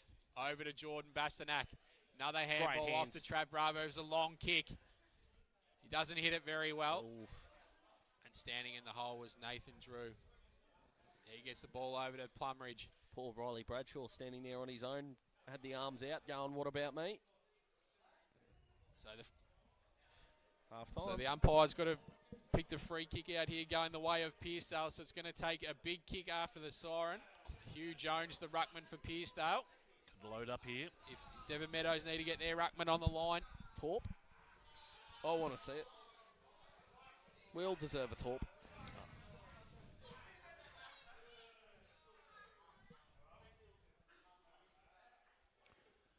It's a massive psychological moment in this game. If this goes through, the difference between the 4 and the 5 goal at the break's huge. So in he comes. Hit it all right. It's going to go to the line, but it's not going to go over. So Pearcedale will go into the break. 7-5-47 playing Devon Meadows 3-5-23. So a 4-goal lead to the Dales, and they look like the better side across the whole ground at the moment. So it's half-time here. We're going to go to a break, and we'll be back. More and more people with a taste for quality are shopping at Eliza Meats. Kevin and his lean team pride themselves on the finest cuts, from juicy steaks and roasts to high-grade mince and sausages. And Eliza Meats are the gourmet specialists. Inquire about Eliza Meats Spitfire. Phone 9787 4473 for a mouth-watering meal fit for a king. It's all at Eliza Meats. See our sponsor Kevin at Eliza Meats, 112B Mount Eliza Way, a station sponsor. Jones Lapino Real Estate, located on Wilson's Road, are Mornington Peninsula's boutique real estate professionals, offering premium service in sales, auctions, investment property management and holiday leasing across the Mornington Peninsula. Contact Jones Lapino for the very best in client experience on 5975 5593 or visit joneslapino.com.au, a station sponsor. Dreaming of a cold beer poured straight from the tap? Tar Barrel Brewery and Distillery, located on Watt Road in Mornington, is open Wednesday to Sunday, offering craft beers and spirits produced on site, with local wines and cocktails also available. Come down and enjoy one of their famous wood-fired pizzas in the beer garden. A local taste experience. Tar Barrel Brewery and Distillery, the spirit of local. tarbarrel.com.au, a station sponsor. Illness and accidents happen, so it's good to know that high-quality 24-hour emergency care is nearby for prompt private care when you need it most. Visit Peninsula Private Hospital Emergency Department. A station sponsor. Battery World now open in Mornington. We know batteries. We know our 75 D23Ls from our DIN 65 LHs. And we know which is best for you. We have the range and a spark no one else can match, because we live and breathe batteries. Those beautiful boxes and cylinders that power our lives and our passions. That's why we're the batteryologists. We're Battery World. Battery World Shop 1, 43 Mornington Tyre Road, Mornington. Here at Bridgestone Select, it's our job to keep you moving with the right advice, a great range of products and service you can count on. So when it comes to tyres, when it comes to auto care, come to Bridgestone Select for service that moves you. Bridgestone Select Mornington, a station sponsor. At SJS Accounting Strategies in Mornington, our mission is a simple one: to make running your business easier, to get money-related challenges out of the way so you can focus on growing your business. It doesn't matter which business sector you're from, our commitment to helping you grow will be exactly the same. Why? Because our team loves helping businesses achieve their goals. Contact SJS Accounting on 5975 0488 or visit www.sjsaccountingstrategies.com.au. A station sponsor. RPP broadcasting 24/7. And we're back here at Chelsea Reserve, and with me during the halftime break is Matt Craig from the Southern Umpires Association. How you going, Matt? Yeah, going well, Pete. How's yourself? Yeah, fantastic. So just going through when some umpires today. Can you tell us the field umpires? Yeah, today we got Jared Kingsbury, Zach Brazier, and Jackson Hanna. And boundaries and goals? Geez, you're testing me now.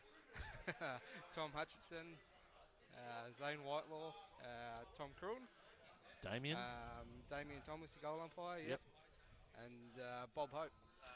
No worries. I can tell you Damien was our first up winner on Friday afternoon in our all aspects of sports show. He was the first SMS to come through, and he wins the football in the back here.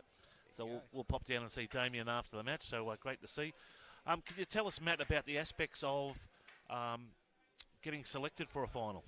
Yeah, so essentially, probably not too different to a football club. We like to view ourselves as the 23rd club, essentially. You know, training every Wednesday night, show up to that. That's a advantage, I guess, at the end of the year. Support the place, get around it. There's finals criteria that's set out at the start of the year. You know, you can't just umpire one game and you at Frankston Park for last Sunday. That's probably not going to go well. You know, I guess it's all the coaches are here today, pen and paper, taking notes. First couple of weeks of finals, everyone's pretty well guaranteed to get a run.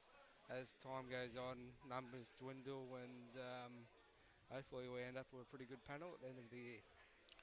No, and still a full complement on Tuesdays and Thursday nights at training? Yeah, Wednesdays. Wednesdays, yep. Wednesdays the night. probably something we've been building on for the year. Wednesday night just gone was huge. We probably had 80 people in the room, which we set out to do that at the start of the year. Obviously, the last couple of years being locked up hasn't been great for our retention. But, yeah, it was real rewarding to see that building full Wednesday night. Wednesday, senior focus, of course. Monday's more junior based, but, yeah, it's just great to be back finals footy and getting around it again. It is. We were having a chat with Scotty Grimster down at Rye yesterday during half-time, and he also mentioned that, look, to have an uninterrupted break throughout the year is fantastic, going straight through to finals, so really good to select to go forward. Now, tell us, we can still become umpires. How do we do it? Do we just go to the webpage? Yeah, go to sua.org.au, send us an email. Failing that, go to AFL South East website, get in touch with Hayden O'Connor, where we've probably got more avenues than ever these days with our partnership with AFL South East. There's plenty of resources out there, and definitely looking to 2023 now. Hopefully what we've developed and reignited this year, I guess is the word, can keep on rolling until 2023, and get some people around my age, 30s, 40s, mid-20s, and try and get the NPNFL back to what it was. No, and with that, I suppose, got to ask the questions. Do the umpires have a footy trip? We do. Yep. We do. Traditionally, it's been pretty good. Whatever happens on the footy trip stays on the footy trip? Yeah, it's pretty good weekend away. All pretty good blokes. You go on footy trips with whatever footy club it might be. There's usually a bit of a blue with someone, but I don't know. We don't really fight with one another. But it's normal. We go away and have call the end of the year and call it time. We'll have Mad Monday. We'll have Mad Sunday. Yep. Like I say, we're very similar to a football club, but not quite. No, and with that, when would you anticipate pre-season starting? Probably last week of January, round about then. That's when we get going. So I'm not going to lie, I'm looking forward to a couple of months off, but I won't mind getting a few phone calls over summer from new umpires. No, and with that, look, I might put you on the spot here, but just hear us out. We see some changes at the AFL with umpiring and selection. Will they come down to local and community-based organisations? In terms of? Oh, I think they might have had a selection process or going through that. You mightn't have heard of that yet, or? Nah, yep. I haven't heard of that one. So. Yeah, so I just hearing something come through in the last week that there might be a shake-up at a senior level of umpiring. Oh, okay, yeah, righto. So it'd be interesting to see if that flows down to. It'd be great to get that filtered back. I mean, we've been fortunate this year. Robbie Young, he's come back from VFL, is sort of forced to retire, not due to poor umpiring. He had a bit of a mishap with a car accident, and he's made his way back. So it's great when they filter back to us. He's been great on field with his coaching and that sort of thing. So yeah, if that happens, that'd be great. Yep. And I suppose with that, can you tell us some of the umpires that have gone on to AFL from SUA? Yeah. So we've got one on TV at the moment, actually, Paul Rebuscini, a great Bond Beach lad. Hayden Gavin, he's going well. I think he's doing Collingwood Carlton later on. So massive game. Hopefully we'll see him in finals. And it's a potential career for someone, isn't it? If they want to pursue a well-paying career. So, folks, if you're out there, jump on the SUA webpage, go through their contact details. It's just at the end of their index. You'll see www.sua.org.au. Yep, and do some contact. Matt, it's been great having you with us on the broadcast. We'll catch up during the final series. I understand that you're on. We'll call it Breakfast Radio. Yeah, I had a crack at Breakfast Radio. Yeah, so you're with Scrambled Eggs with John Shaw. He's a good man, John. Yep, he looks after the community and follows up everything. So that's great. Association there. John has actually put his hand up to MC our presentation night. He is the master of MCs, I tell you. He has done more MCing than I've had hot dinners, I tell you. Yeah, so he's a man of the people, no well, doubt. well established. Righto, Matt, it's been great to have you. We'll go to a couple of messages from our sponsors, and then we'll be right back after this. As shopping at Eliza Meats, Kevin and his lean team pride themselves on the finest cuts. From juicy steaks and roasts to high-grade mince and sausages, and Eliza Meats are the gourmet specialists. Inquire about Eliza Meats Spit Hire. Phone 9787 4473 for a mouth-watering meal fit for a king. It's all at Eliza Meats. See our sponsor Kevin at Eliza Meats, 112B Mount Eliza Way, a station sponsor. Jones Lapino Real Estate, located on Wilson's Road, are Mornington Peninsula's boutique real estate professionals, offering premium service in sales, auctions, investment property management and holiday leasing across the Mornington Peninsula. Contact Jones Lapino for the very best in client experience on 5975 5593 or visit joneslapino.com.au, a station sponsor. Dreaming of a cold beer poured straight from the tap? Tar Barrel Brewery and Distillery, located on Watt Road in Mornington, is open Wednesday to Sunday, offering craft beers and spirits produced on site, with local wines and cocktails also available. Come down and enjoy one of their famous wood-fired pizzas in the beer garden. A local taste experience. Tar Barrel Brewery and Distillery, the spirit of local. tarbarrel.com.au, a station sponsor.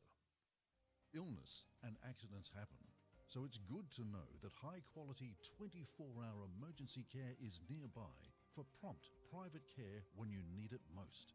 Visit Peninsula Private Hospital Emergency Department. A station sponsor. Battery World now open in Mornington. We know batteries. We know our 75 D23Ls from our DIN 65 LHs. And we know which is best for you. We have the range and a spark no one else can match, because we live and breathe batteries. Those beautiful boxes and cylinders that power our lives and our passions. That's why we're the batteryologists.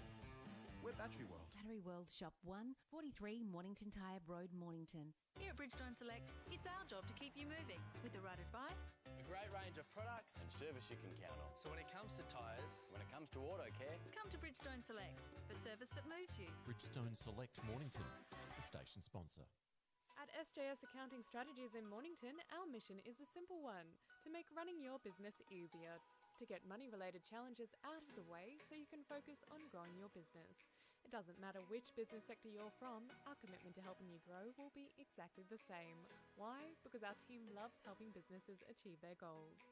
Contact SJS Accounting on 5975 0488 or visit www.sjsaccountingstrategies.com.au. A station sponsor. RPP broadcasting 24/7.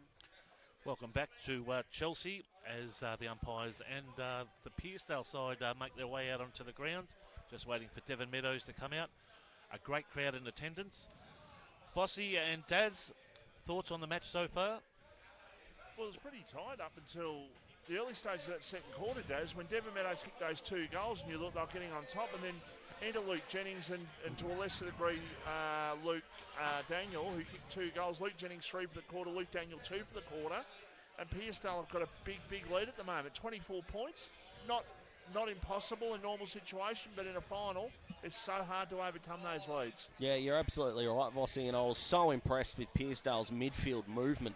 The way they were able to get the ball in their forward half, trap it in there, and like you said, Luke Daniel was pretty methodical. He was doing all the right things offensively. He kicked a beautiful goal for the wrong side for a right footer in that second quarter. But yeah, Luke Jennings, the X factor. We talk about X factor a lot in footy. He had it in spades. He snapped a goal from a stoppage. He snapped a goal on the run, which was magnificent, in the pocket right in front of us, and then off 1.5 steps, basically threaded one through a couple of Devon Meadows defenders, and it didn't look like missing. So if I'm Pearcedale at the moment, they're back out on the ground. They're feeling good. Devon Meadows haven't come back out. They're just coming back out now. Quite slowly walking back out. Vossi, there's not a lot of urgency, although might be reading too much into it, considering they've got to walk across a synthetic surface. Jeez, they're taking their time, aren't they? Yeah, aren't they? It's an interesting one. Nick Battle, of course, the story for Devon Meadows, who was struck pretty firmly and was a bit wobbly coming off, wasn't he? He spent a considerable amount of time on the bench, had a couple of touches in that second quarter when he came back on, but he missed both targets, which was pretty interesting. And fingers crossed he is okay and can take his place, and hopefully in the midfield, Vossi, because they're getting smashed in that area. Yeah, well, they are, and they need to rectify it very quickly, because otherwise this season could be over for Devon Meadows just like that. And I say just like that because the first 10 minutes, if Pearcedale can hit the scoreboard early and maybe take this lead beyond 30 points, I reckon this game could just about be getting out of Devon Meadows' reach as we joined by AJ. Yes, back. Just having a nice little chin wag with Sean Foster out there, Vossi. Loves the chat, doesn't he? He loves us. He loves it. He goes to another level when RPP around, and just for Bendigo Bank boys, the Doggies fans will be happy. 10-12-72 over the Hawks, 10-2-62, 9 minutes gone in the last quarter. So Doggies fans will be happy, and Carlton fans will be made to be very nervous if that result goes their way, with, of course, Carlton and Collingwood at 3:20 to decide if the Blues will make finals or the Pies finish top four. And then we finish. Sam Walsh is out. He is out, and then we finish with St Kilda and Sydney at Marvel. And if Sydney win that by over 50 points, they'll finish in the top four and knock Fremantle out. Johnny Beswick was down at the ground at quarter time and during the break here, just explaining that probably on your screen and on the radio dial, folks, on the right-hand side of screen, probably a 2-goal breeze. So the northerly wind just shooting straight down the ground. So if Devon are to take advantage and to claw back, they need to get a rush on here. They're 4 goals down and a quarter behind with a 2-goal wind. So they need to make some steady ground here. Well, the wind must be going pretty straight, sus, considering we saw Luke Daniels' beautiful set shot. And also in the first quarter, Joel Hillis, who had a running banana shot from only about 15 out, Vossi, to be honest. He should have put it through with a drop punt, but the ball didn't move. And with that, also just looking at the crowd down here just before we go, the crowd is 4 to 5 deep on the fence line here. Good. So brilliant. Great to see both. Apparently the Bundys were sold out by the start of the seniors game. Oh, no. So it's a fair Sunday, let's just say that. Yeah, it's an absolutely fair Sunday, and fingers crossed Devon do claw their way back into this. Not just for the selfishness, if you want, of a good contest, but they're a good team. They're better than a 3-goal 5 first half. Now, just getting word through as well that Nick Battle may have been suffering with gastro. Oh, that's not good. So we're underway here in the second half. Can Pearcedale start off where they finished in that second quarter? Devon Meadows need to get on the board quickly. Ball comes out to Trav Bravo. He goes by hand. He's been really good, Trav Bravo. Georgia Coppolis off half-back. He goes with a kick out towards Arnott.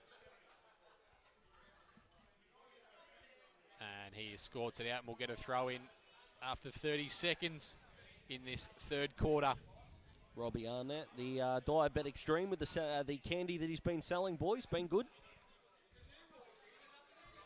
Ball thrown in. Comes over the back. Jordan Bassanak goes by hand. Misses Thornton. So they got their run back a little bit here. Dev Meadows battle. He goes for a run. He goes inside forward 50 looking for Brandon White, but he was playing from behind. Justin Kiss. That's a big tackle by Jack McGuinness. Follows up, does Brandon White. Hillis of the Rory variety. Big tackle applied on Brandon White. The pressure's certainly up here in the third quarter. Pearcedale are withstanding it at the moment in their defensive 50. How good was that by the Pearcedale defenders? That was magnificent. They had the extra on the ground because, of course, Brandon White flew up for that mark, but the way they were able to stand up, considering Devon had about 4 or 5 possessions in a row, but the ball didn't go anywhere. Fantastic. Ball thrown in. Rob Arnett. The Candyman. He goes on his left into the middle of the ground. Risky if he turns it over, and that's what he's done. Nathan Drew. Loved his game so far. He goes by hand over to Plumridge. Inside forward 50, he goes long. Oh, that could go through. And it has. It's bounced through. That's 65 out. So Devon Meadows onto the board. in this second half. They're 4-5-29, playing Pearcedale 7-5-47. Well, there's the dream start, isn't it? Magnificent, Jamie Plumridge, who he hit it magnificently, and there was just no one at the back of the contest for Pearcedale. Pretty lacklustre defending, considering, of course, no one got their hands on the ball once the ball came in, and it was just allowed to go through. So that 2-goal breeze that Suss talked about before, the ball carrying magnificently. Perfect start for Devon Meadows, and it looks like we've got a contest back on our hands, boys. Devon Meadows needed to hit the scoreboard early in the third quarter. They've done that. Can they do it again? They get the centre break. They go to half forward. Ball drops a little bit short. Still an opportunity. A hand pass now. Is that holding the ball? Is that without the ball? The umpire says neither. That's dropping the ball. Trav Bravo just dropped it like a sack of spuds there, and the free kick going to go Stefan Baumgartner, who's got it at centre wing. Towards half forward goes the kick. It drops short. The mark has been taken in defence. It looks like Jake Frawley down there has got it. He's been good once again, Vossi. He was fantastic last week. Got the BOG award last week as the kick comes out towards centre wing. In fact, there's a free kick. It's going to go back on play, and it's going to go to Hamish McLeod. That's a better entry inside 50. Long kick goes the ball. Ball falls to ground. Pearcedale have just got to try and just steady themselves here. Devon Meadows asking a couple of questions in this early part of the third quarter, but the ball goes out of play for a boundary throw-in, so the margin is 18 points. Devon Meadows have scored the 1 goal this quarter. Big difference in threatening levels with the inside 50s. Quite a shallow entry earlier, and it was rebounded with ease. Deeper inside 50. They've now got to throw in to set up again. Devon Meadows is a good start. So the ball was thrown in. Bounces in the way of Benwell. Over to Jordan Basnak. He slips. And it's escorted out, and we'll get another throw in. Devon Meadows haven't got anyone in the attacking side of both stoppages. They're both throw-ins.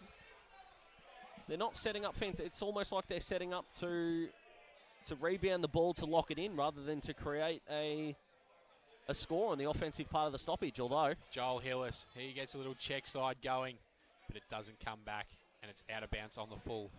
That's the second check side he's done that's had absolutely no spin on it at all, a bit like my leggies back in the day. Oh, we're just going straight on, boys. What about yours, Vossi? Bit of turn? More so wrong and toppies to me. Do you call it a wrong-un if you can't turn it the other way, Vossi? I can do it. I just naturally bowl wrong-uns rather than leggies. But Jack McGuinness brings the ball back in. Standing at the back of the pack was Arnott. He takes the mark. He had Jennings on in the middle, but he doesn't go there. He's gone out wider. And they've come in, they've found Luke Daniel. This is better ball movement. They got Cruz West isolated up forward if they can get it over the back, which they were trying to do right now. They've set it on O'Toole's head. Bastanak, Jordan, he does the crumbing. He gets a dangerous handball back in. Tackle applied. Players just dive on it. Umpire's circling. What's he going to call? And he'll call for a stoppage. Probably could have gone a bit quicker. When you're against the wind, you just got to keep the ball moving. I know they've got a lead, but they've still got to score if they want to win this game. Once it's in their forward half, Pearcedale, they've just got to go. It's how they scored in the second quarter. So 18 points to the margin, 5.5 minutes played. And there is a free kick out of that ruck contest, and there's a free kick. It's going to go to Pearcedale. And they'll have a go from 50 metres. This is going to take a very good kick. Ooh. So instead going in short, and the mark has been taken out there. Jordan Bastanak, I think it is. I think it is Jordan Bastanak as well. It's been very good too. Hasn't been a massive day from Ryan, but Jordan's been fantastic in the long sleeves. J Bass versus R Bass, and Jordan Bastanak having the shot and missing. They're still in a good position here, Pearcedale, though, 19 points in front.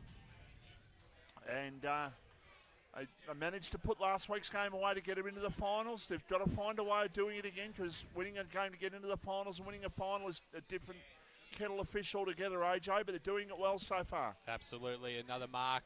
That's two of the worst kicks Liam I've seen. Drew. One rebounding and one inside 50. Absolute stinkers. He's been Devon's best player, I reckon, at the moment, Liam Drew. He goes over to Hamish McLeod. He wheels around on his left. Goes down the line. Who can take the mark? Justin Kiss just uses his body. He's going to wheel it around. That's a great smother from Connor Bedwell. They were out there. Jamie Plumridge was out the back. Yeah, I love the urgency, and they've done more right defensively, Pearcedale. Fantastic effort. And Justin Tiss there, just hanging his head there a little bit and just disappointed with himself. And you can just tell the confidence is rising there for Pearcedale a little bit with that the 1% effort. There's a long kick.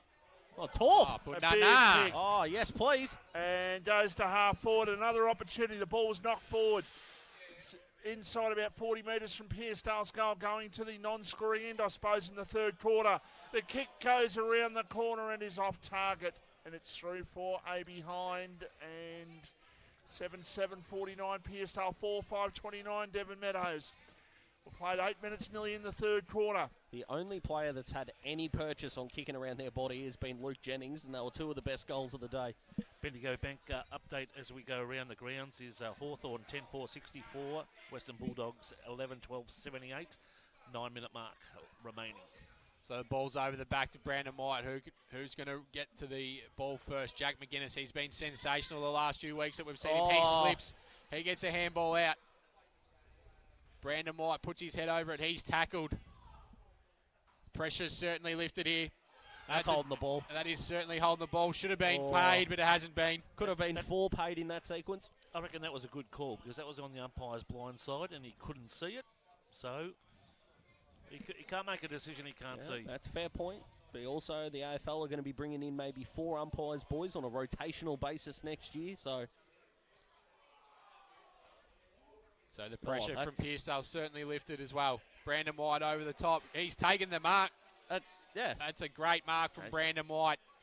What have we said? What is it about 3-on-1s? We saw it in the Melbourne Carlton game, boys. A couple last night. Now here, 3-on-1s. One defender has to stay down, and at least one of the two flying in the air have got to spoil the ball. More communication down back required from Pearcedale. That's not good enough, regardless of the fact that they're in front. Big kick, this one. So to bring the margin back to 14 points. Don't think he's hit Brandon the scoreboard White. yet. In he comes. He Usually a now. beautiful kick. That's That's certainly no different. So margin back to 14 points. 5-5-35 playing Pearcedale, 7-7-49. Pearcedale will be kicking with the breeze in the last quarter. So you expect Devon Meadows should be after a lead, Vossi. Yeah, they've got to have a 2 or 3 goal lead. Just don't as they? our man just annihilates his second Mars bar. He's just getting the sugar intake back. He's got the can of Coke, couple of Mars bars. In he goes. Vocal crowd in the room that we're in as well, boys, which is fantastic. All good now. Just give myself a bit of a kick along and ready to go once again. So marching back to 14 points here in the elimination final. So Devon Meadows, as AJ said, have just got to try and get themselves a lead, you would think, at three-quarter time. Any sort of lead they'll take. And then hopefully they can defend like hell in the last quarter. An opportunity, a snap at goal is off target by Brody White through for a behind. So 5-6-36 Devon Meadows, 7-7-49 Pearcedale. Riley Thorpe was magnificent then with the ability to take the handball in mid-air and dish it off before his feet hit the ground was magnificent. They deserved a goal out of that. Interesting, we talked about yesterday about players going back to Pearcedale and all that. Interesting to see Bryce Dinger down here speaking with some Pearcedale people just behind us here. So the recruiting drive is on, says Master Sasovic. So Bastanak, he goes by hands, bringing the ball back in. Benwell goes down the wing. 2 Pearcedale players fly. They're going to win a free kick, though. Difficult making it a free kick when they're the only ones going in the air. Going the way of Riley. Well done. Great intercept, Mark. So Devon Meadows. Oh, hello. He steps around one. The player goes up looking for Justin Kiss. He gets his 2 jukes to it. He takes the mark. Go. Brandon White. That's a chiseler coming in. Good hand in there from the Pearcedale defender. Ball comes out. They're going by hand at the moment. Archie McGuinness. Georgakopoulos over to McKenzie. He needs to get the kick going pretty quickly. Big pack forms on the wing. Who's going to come up with it? Devon Meadows do. Liam Drew. He goes with a long one out the back. Is McConnell, and he takes the mark. He looks like their most potent forward alongside Brandon White. Brody McConnell, doesn't he? And The turnover on the wing, crucial there. Both teams, I know the win that Suss talked about, are struggling to rebound effectively. Pearcedale have looked better when their ball movement has been efficient. Been pretty inefficient to start their second half, and this would take a magnificent kick. It will take a good effort by Brody McConnell. He has the shot. Oh, he has. He has put it through. He's done it really, really well. He's put it through, and the margin is back to 7 points in the elimination final. Devon Meadows are really pushing hard in this third quarter. It was do or die, and they are certainly putting themselves back on the scoreboard. 7-7-49 Pearcedale, 6-6-42 Devon Meadows. 12 and a half minutes played. The Vision, you're streaming courtesy of Chisholm Sports Academy, and we're live here on the radio thanks to Battery World of Mornington. And Pearcedale are going to be more than likely facing a deficit at three-quarter time, AJ. Yeah, well, they need to get on the board again, Vossi. That ball movement going. Sorry, AJ. That's as good a set shot finish as Luke Daniel down here. Clearly the crowd are hoping for the away side to get up, and I can understand the underdog story. No love from the crowd, that kick. It was a magnificent one. The ball went forward, Jamie Plumridge. Good pressure from the Pearcedale forwards. Jennings, he goes out looking for Luke Daniel. Oh. Standing in the way was the player there in Setneri. He goes forward. Quick handball out. Devon Meadows can repel. They go up the line. The player there for Pearcedale and Colton, he's limping around. Justin Kiss, he started to get his hands on it in this quarter. Goes long, looking for Brandon White. He's going to get a free kick. Got to go, they're out the back. So out the back is Joel Hillis. Can he run onto it? Can it bounce through? Oh. So it goes through for a behind. 9 of the 13 goals scored in the game, boys, have kicked to the end that Devon Meadows are kicking in this quarter. In the end, Pearcedale will be kicking 2 in the last quarter. So Devon Meadows are going to do a bit more this quarter if they're going to be a genuine chance, you would have thought. Kick out for Pearcedale, ends up at half-back.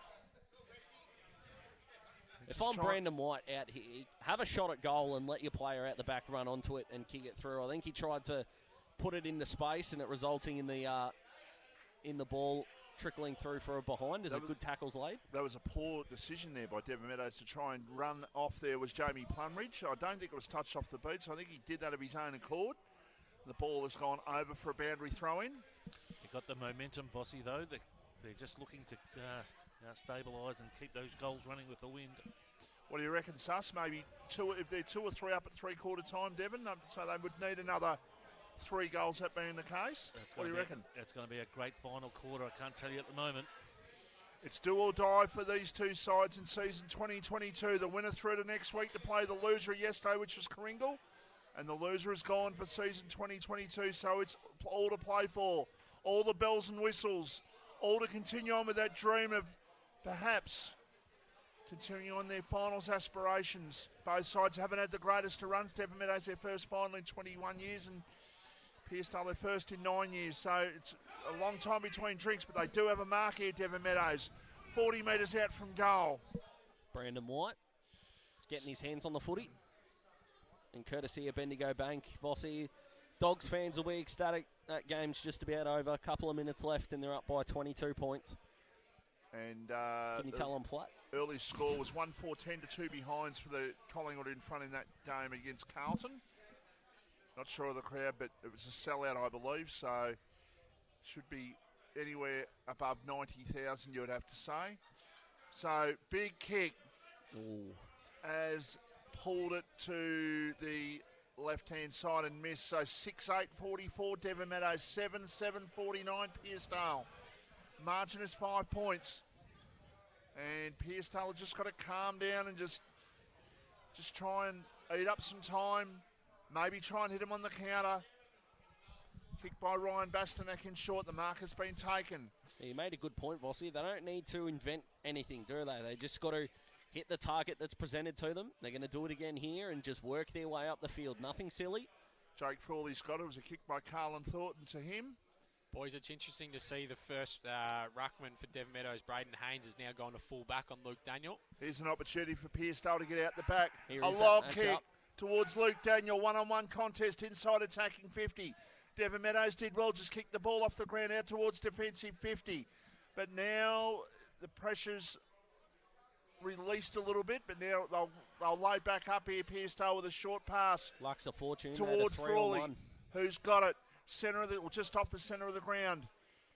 Now at half forward the ball, 60 metres out from goal. They're a kick and a half out against this wind. Now they're just going to try and chip around, try and find that loose man. If they can get that final link in the chain, about 20 out from goal. That's what they're looking for. They go long and deep towards full forward. Ball comes to the back. It's a snap, it's a dribble, it's an off-target kick. There was a big opportunity there, AJ, for Pearcedale. Yeah, you're right, Vossi. Devon Meadows will be able to bring the ball back in through Liam Drew. He goes by hand. Over the top, looking for Rory Hillis. He's going to win a free kick. Advantage is paid. McConnell. He goes on the left, but standing there all alone is Jake Frawley. Absolutely burned his teammate too. They could have run that almost into the forward half, and he just put the ball on the boot. Give the handball, son. Overlap run. So Setneri goes in looking for Anderson. He's had a bit of this bloke been? Quiet day. Liam Drew, he goes long. Bit of an average kick. Not many targets there for Devon Meadows. Out in front of Frawley. Can he run onto it? He does. He goes with a chisel. That's a great kick. Finding Arnott. His disposal efficiency has been sensational, Jake Frawley. Dead ringer for Aaron Paxton. So in the middle of the ground, come Pearcedale. Dangerous kick. Is it going to work? Setneri, he's slung to the ground. Umpire's circling. He's going to pay the free kick going the way of Devon Meadows. They've got to spare back, Pearcedale. This can't just be long. So going looking for Brandon White once again, and they've found him.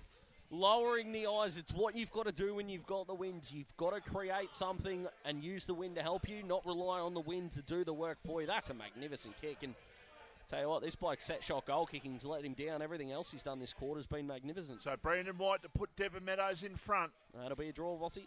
Just had a scoreboard might have mucked you up there a little, but it's back now. It was 5 points. Have just updated as he took that mark. He has the shot now. He has put it through. I think he's just snuck it in for a goal. So scores level here in the elimination final. It is 19 minutes into the third quarter.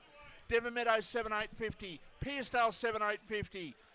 Oh, she's going to be a corker, Vossi. Oh, I tell you How good's this? I tell you what, the boxers there swinging rights and lefts at each other, but who's getting the better of it? Well, this quarter, you just got to give it all to Devon Meadows. Pearcedale haven't done a lot wrong. It's got to be said. They have not done a lot wrong at all. Maybe having too many at the contest and their forward structures falling over. But you're exactly right, Vossi.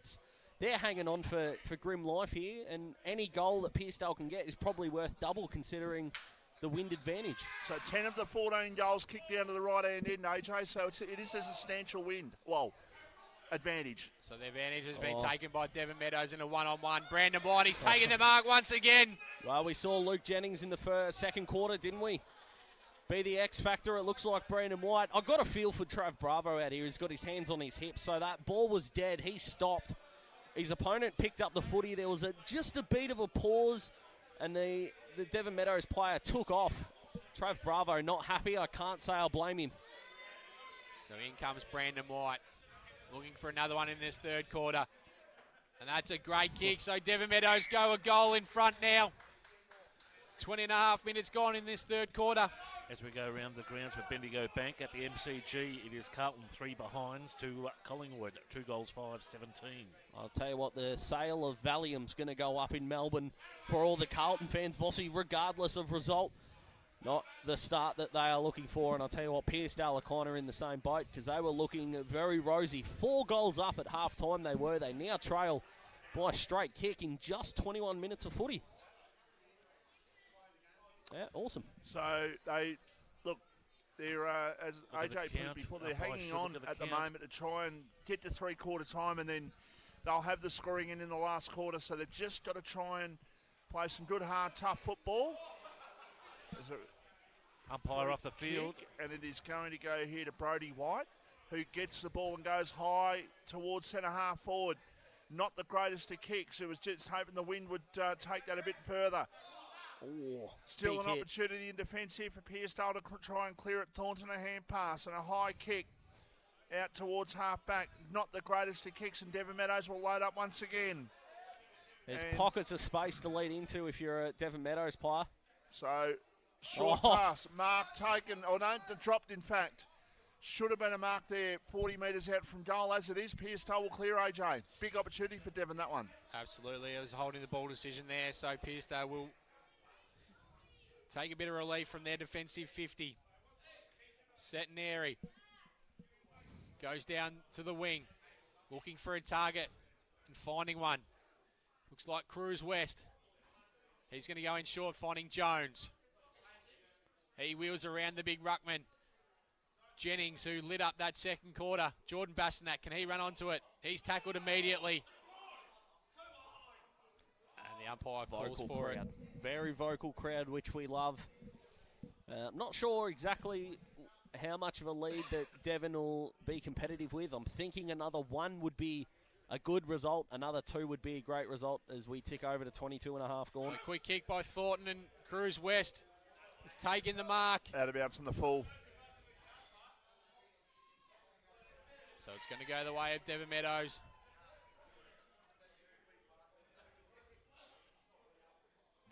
They go Great in short, kick. finding Boland. He goes for a little bit of a gallop, looking for Brandon White. That was better body work from Jack McGuinness. Bravo. High up and under. Come from everywhere. Follows it up. The player there, and it's a great handball going forward for Pearcedale over to Jordan Bastanak. Great hands. McKenzie, he can go in. Can he kick the goal? He can! That's huge. So the scores are level once again. Oh, the crowd are up and about too. Do or die footy. Magnificent. Great hands from Jordan Bastanak, wasn't it?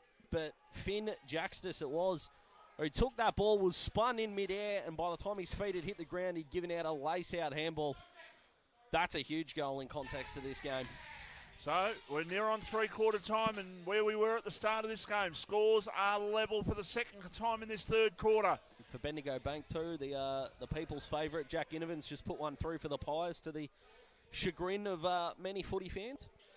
Yeah, Carlton have to win now to give themselves an opportunity at playing finals, or actually a draw will do them as well. I'll take the draw at the moment.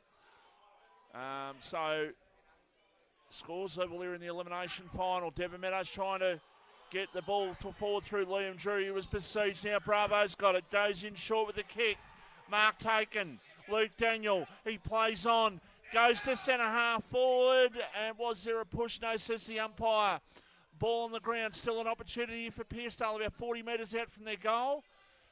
Try and defend hard, and they've done very well to hold the ball up inside their attacking 50. The umpire says my ball. Near on 25 minutes in the third quarter. 56 Devon Meadows, 56 Pearcedale. It is an absolute crackerjack ball burster, you beauty game out there. It is unbelievable. It's elimination final. It's what finals should be about, Daz. Mate, could not agree with you more, Vossi. This is going to be a magnificent last quarter. And right now, if Pearcedale can go into the three-quarter time break with a lead, they will be the heavy favourite coming home. With the wind, of course. So Pearcedale needs something to happen from Glenn Anderson. He's had a dirty day up forward. Just needs to get his hands on the footy. Come a target in that last quarter, Vossi. Well, he's been going one hand a couple of times at the mark. He's get there and go with two. The ball's just come off the umpire there, boys. Kind of put Devon Meadows in a good position, but... So McGuinness, he's pushed off it. Need a bit of talk there from the two Pearcedale players. Geez, I've loved Bravo's game. It's a thankless task on the wing, Vossi, as we know. I reckon he's been genuinely outstanding. I can tell you there's 2 minutes left on the clock. Oh. Timekeeper, Sarsi's a man of many hats. So the ball comes to the front of the pack. That man, Trav Bravo, just used his body. And it's gone over. Bit of lip as well, we don't mind it. Very good crowd in attendance. A very good crowd down at Rye yesterday too, in actual fact. So the league will be happy with the numbers that they've got for the first 2 days of finals. The first finals were played since 2019. It isn't great to have finals footy back, and these games are very close and they're very good to watch. Jordan Bastanak, he was tackled. He's over the... Yeah. I think he was over the line. Oh, no. Yeah, the umpires called it. He was well and truly over the line. He got hit there like a rugby block there. He got blocked over the line. Why did he bump originally? That's the question. Oh, boy. Not that controversial. I think the correct... Ryan Bastanak inside forward 50. But he misses. Oh. The marquee man, you'd expect him to put that one through. Big opportunity, that one for Pearcedale. Let off. The hook. I think Devon Meadows, because they're kicking against the wind in this last quarter, they got to go up the middle. They got to try and... They cannot be afraid of conceding one to try and score one.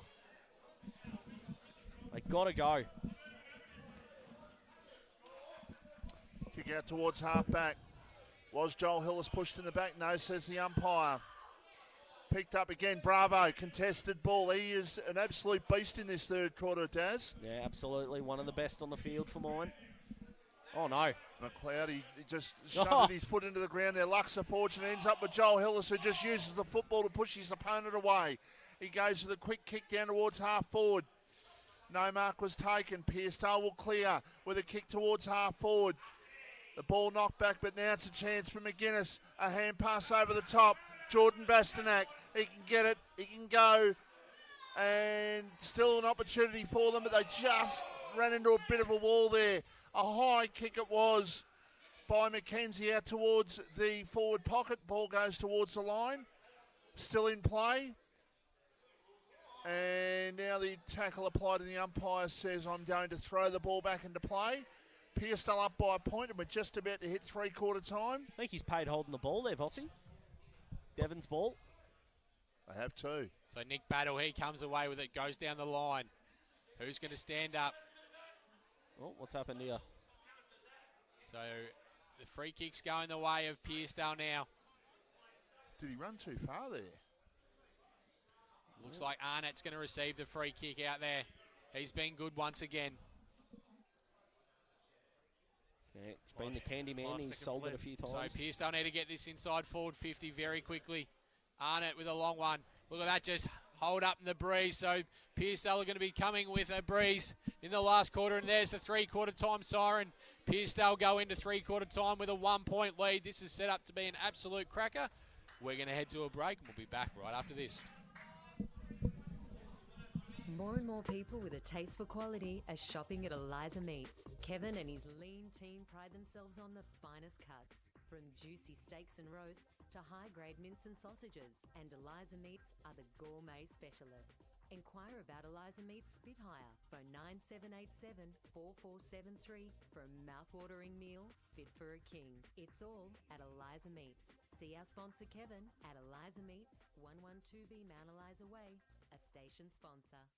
Jones Lapino Real Estate, located on Wilson's Road, are Mornington Peninsula's boutique real estate professionals, offering premium service in sales, auctions, investment property management and holiday leasing across the Mornington Peninsula. Contact Jones Lapino for the very best in client experience on 5975 5593 or visit joneslapino.com.au, a station sponsor. Dreaming of a cold beer poured straight from the tap? Tar Barrel Brewery and Distillery, located on Watt Road in Mornington, is open Wednesday to Sunday, offering craft beers and spirits produced on site, with local wines and cocktails also available. Come down and enjoy one of their famous wood-fired pizzas in the beer garden. A local taste experience. Tar Barrel Brewery and Distillery, the spirit of local. tarbarrel.com.au, a station sponsor. Illness and accidents happen, so it's good to know that high-quality 24-hour emergency care is nearby for prompt private care when you need it most. Visit Peninsula Private Hospital Emergency Department. A station sponsor. Battery World now open in Mornington. We know batteries. We know our 75 D23Ls from our DIN 65 LHs. And we know which is best for you. We have the range and a spark no one else can match, because we live and breathe batteries. Those beautiful boxes and cylinders that power our lives and our passions. That's why we're the batteryologists. We're Battery World. Battery World Shop 1, 43 Mornington Tyre Road, Mornington. Here at Bridgestone Select, it's our job to keep you moving with the right advice. A great range of products and service you can count on. So when it comes to tyres, when it comes to auto care, come to Bridgestone Select for service that moves you. Bridgestone Select Mornington, station sponsor. RPP broadcasting 24/7. And welcome back to three-quarter time here in the elimination final between Devon Meadows and Pearcedale. And Pearcedale hold a 1-point lead. Daz, What are your thoughts in that third quarter? Well, Devon Meadows did a lot right for the opening sort of 22 minutes, didn't they? And then in the last 6, they just got held up by Pearcedale. I think the lead to Pearcedale is going to be a huge factor coming home, because you've got to think Devon Meadows have got to kick 2-3 goals this quarter and try and capitalise against the wind. So Pearcedale, for mine, the favourites. They've been better for longer, I would say. But Devon Meadows can turn it on pretty quickly. But I think the Dales get it done in the run home. Just looking at both sides as they went to their huddles at three-quarter time, they were spent. So there was no jogging back. They were a couple of hands on hips and just trying to stagger back to their progressive huddles. We've got Johnny Beswick out at the Devon Meadows huddle as they close in, probably just a touch off screen there. It's as simple as who wants it more, isn't it, boys? Who is willing to do the not so good stuff, the unsexy stuff for longer to drag their team over the line. But I suppose with the wind, Daz, and 2 goals, I mean, if Pearcedale put on a couple, does it kill the game there? That'll be the interesting to see. Well, you could see in the last 5 minutes a couple of the entries in from Pearcedale that they just held up. They almost went backwards. So you can see that the breezes certainly picked up, and I think that's going to be a huge factor going in the run home. Yeah, so what Devon Meadows have got to do is when it's in their forward half, they need to be having extra handball. So instead of kicking the ball in from 60, 65 out in order to get a deep entry, they're going to have to handball it to the 50, 45 metre mark and then deliver it to either the top of the square or have a shot. So they need to be good with their handballing in order to set up good shots at goal, Sus, if they want to face Kringle next week. We see Jake Frawley being measured out of the back line there, and just those pinpoint passes and just working it slowly out of the back line. So it'd be interesting if Devon try the same concept. And Nathan Drew been very good on half back line. Both Drew boys have been fantastic. What I've noticed about the Devon side as well is their long kicking. Once they have possession and they've got the wind, they are going long. Yeah, so absolutely. And of course, courtesy of Bendigo Bank, Collingwood up by 20 points as the second quarter just gets underway. Of course, if Carlton lose that, they are out of the 8. And then, of course, round 23 finishes with St Kilda and Sydney with a big win for the Swans, getting them a top 4 spot. So Master Susovic and AJ, who's rejoining, will be hoping for the Saints to hold up. And if there's one thing that you don't want to do as a footy fan, boys, is rely on St Kilda. So I feel for you there, as Hawthorn's season finished with a 22-point loss to the Doggies. So they're hoping for a Collingwood win today, and we're hoping for a cracking finish, and my money is we're going to get one. It is. Pearcedale have broken up their huddle. Devon still closely in. As AJ joins us back. AJ, your thoughts, what do you think? Yeah, I think Pearcedale with their run, I think it's been far superior today, and I think going with a breeze in the last quarter is a huge favour for them. And the way they play, Pearcedale, is they're not really like a hit-up sort of marking team down forward. They want to get out the back with Cruz West and the like. So with the win, they can go quickly from the stoppage in the centre, get it inside forward 50, lock it in, and try and get some stoppages and kick some clearance goals.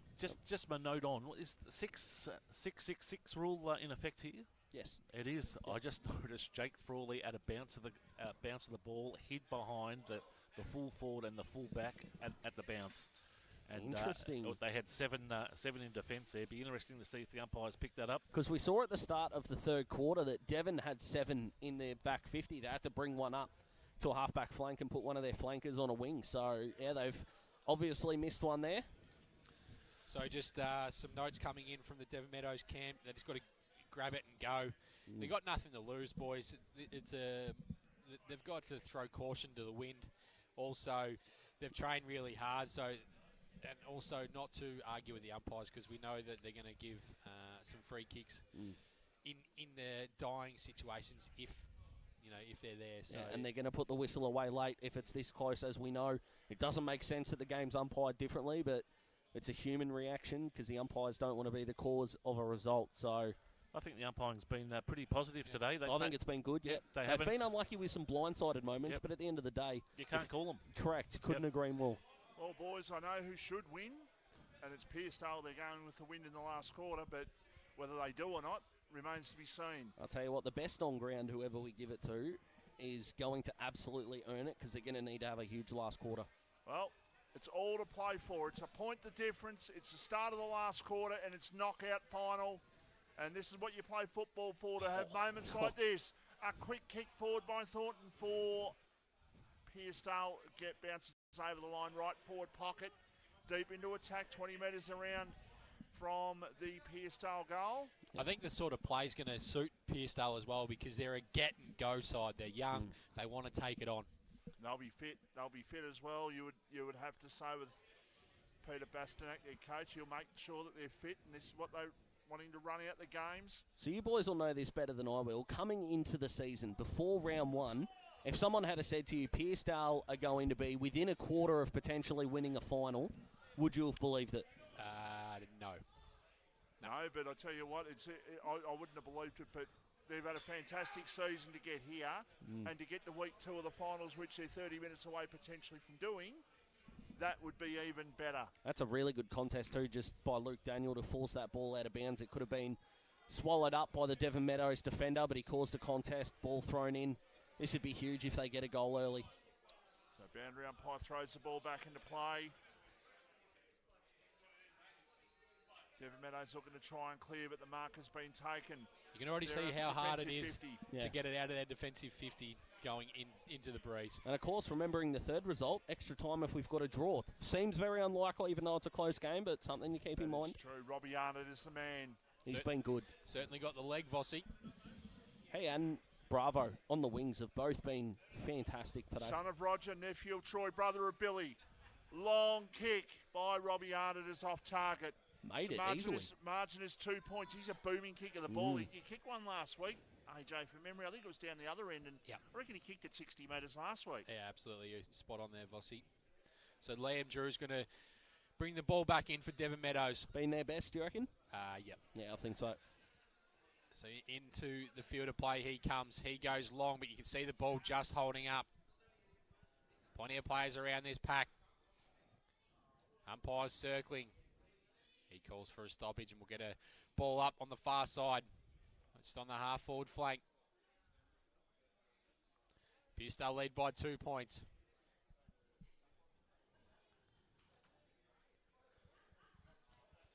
The more non-scoring there is, the more it benefits Devon Meadows, doesn't it? Yep. So Devon Meadows, they exit their stoppage. Who can run onto it here? Nick Battle. Looks like he's just started forward. Joel Hillis through the middle.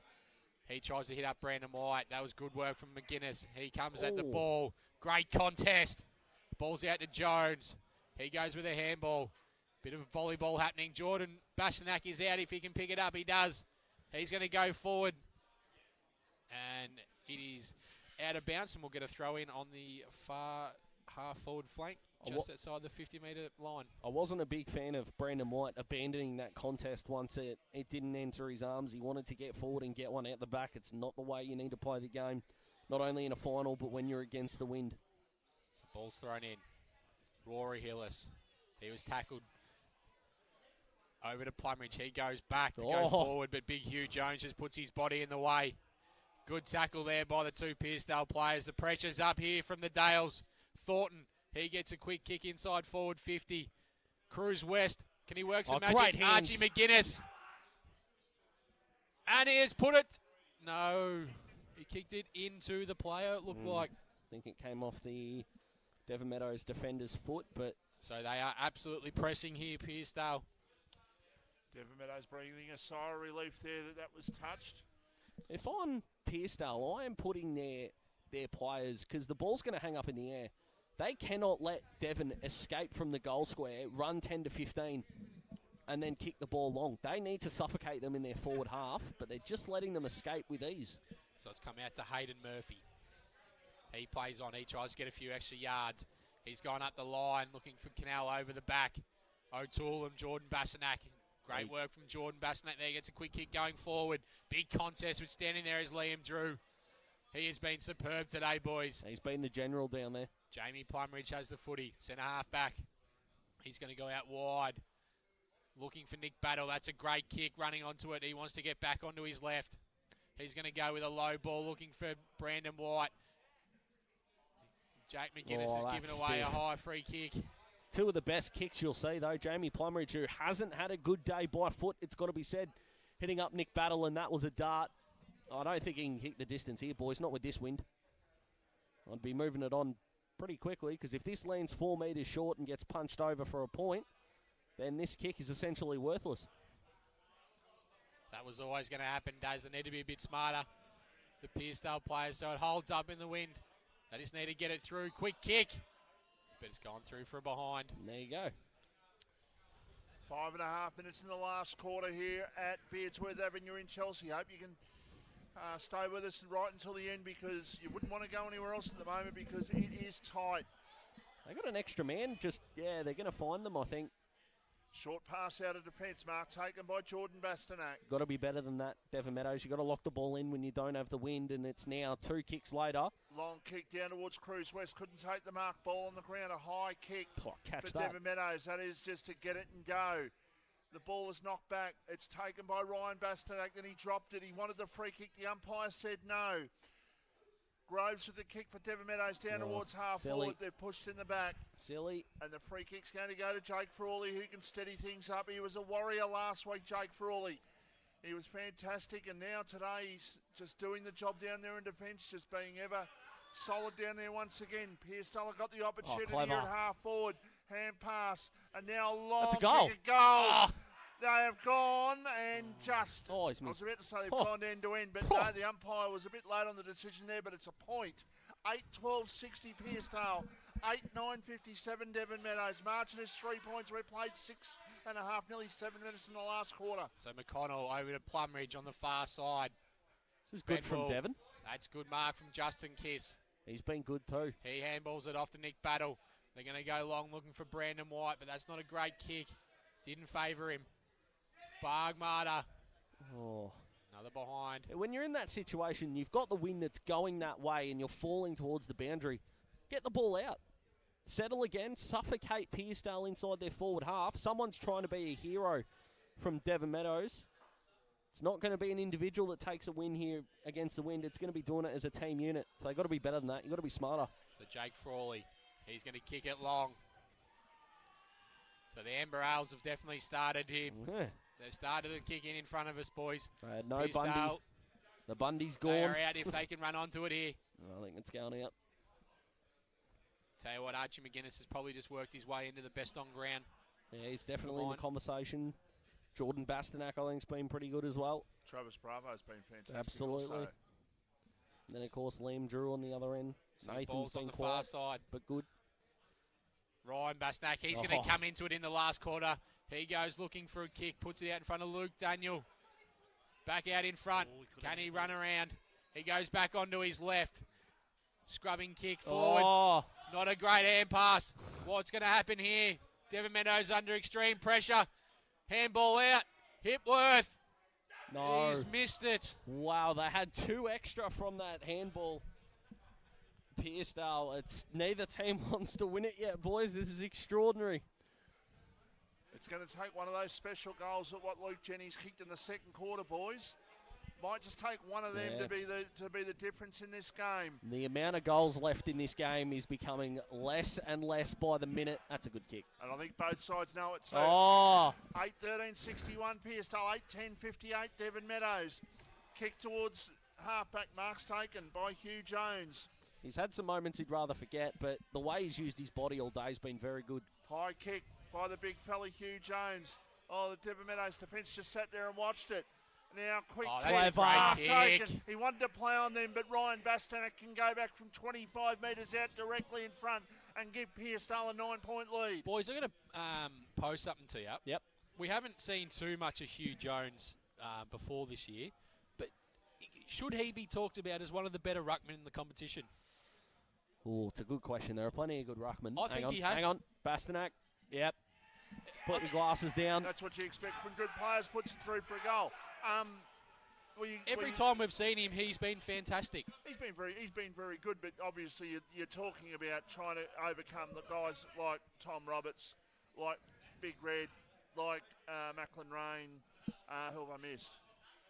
I'm guarantee I've missed one or two. I'm going out there and saying that he's going to probably be in that bracket in the next couple of years. So you're saying he's in the top 5? I think he is.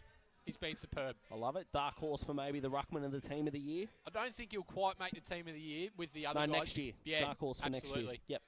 I like it. So 9 points is the margin. We've crossed 10 minutes in the last quarter of the elimination final. Jordan Bastanak was tackled there and he dropped the ball. And the umpire says it is a free kick to Devon Meadows in the centre of the ground. It's going to Stefan Baumgartner. He's got it. They've got to create something here, Devon. He goes for the kick towards half forward. Well, guess who? No mark was taken there by Hugh Jones. He should have taken that one. The ball on the ground. Kick off the ground towards attacking 50 here for Devon Meadows. That's Good a great tackle. Dangerous tackle. Yeah. Oh, no. Yes. It's gone the way I didn't think it was going to go. I thought it was going to be holding the ball, but not to be, says the umpire. It's a shot on goal here for Devon Meadows. Now, I don't want to generalise or stereotype anyone, but with the kicking against the wind, he's not the biggest boy, this lad. This is Got to wonder if he's got the leg. That's a controversial decision. This is a tough kick. Even though it's only 40 metres out, but it's kicking right into the teeth of the wind. Pressure makes diamonds.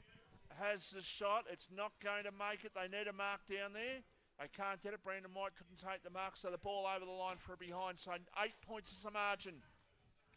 So Devon Meadows have got about 15 minutes to turn this around, and they're doing it against the wind. So they've got to pull a rabbit out of you-know-where, AJ, at the moment, because Pearcedale got the wind. They've got scored the 1 goal only in this last quarter to Devon 0. One more for the Dales, and it's over.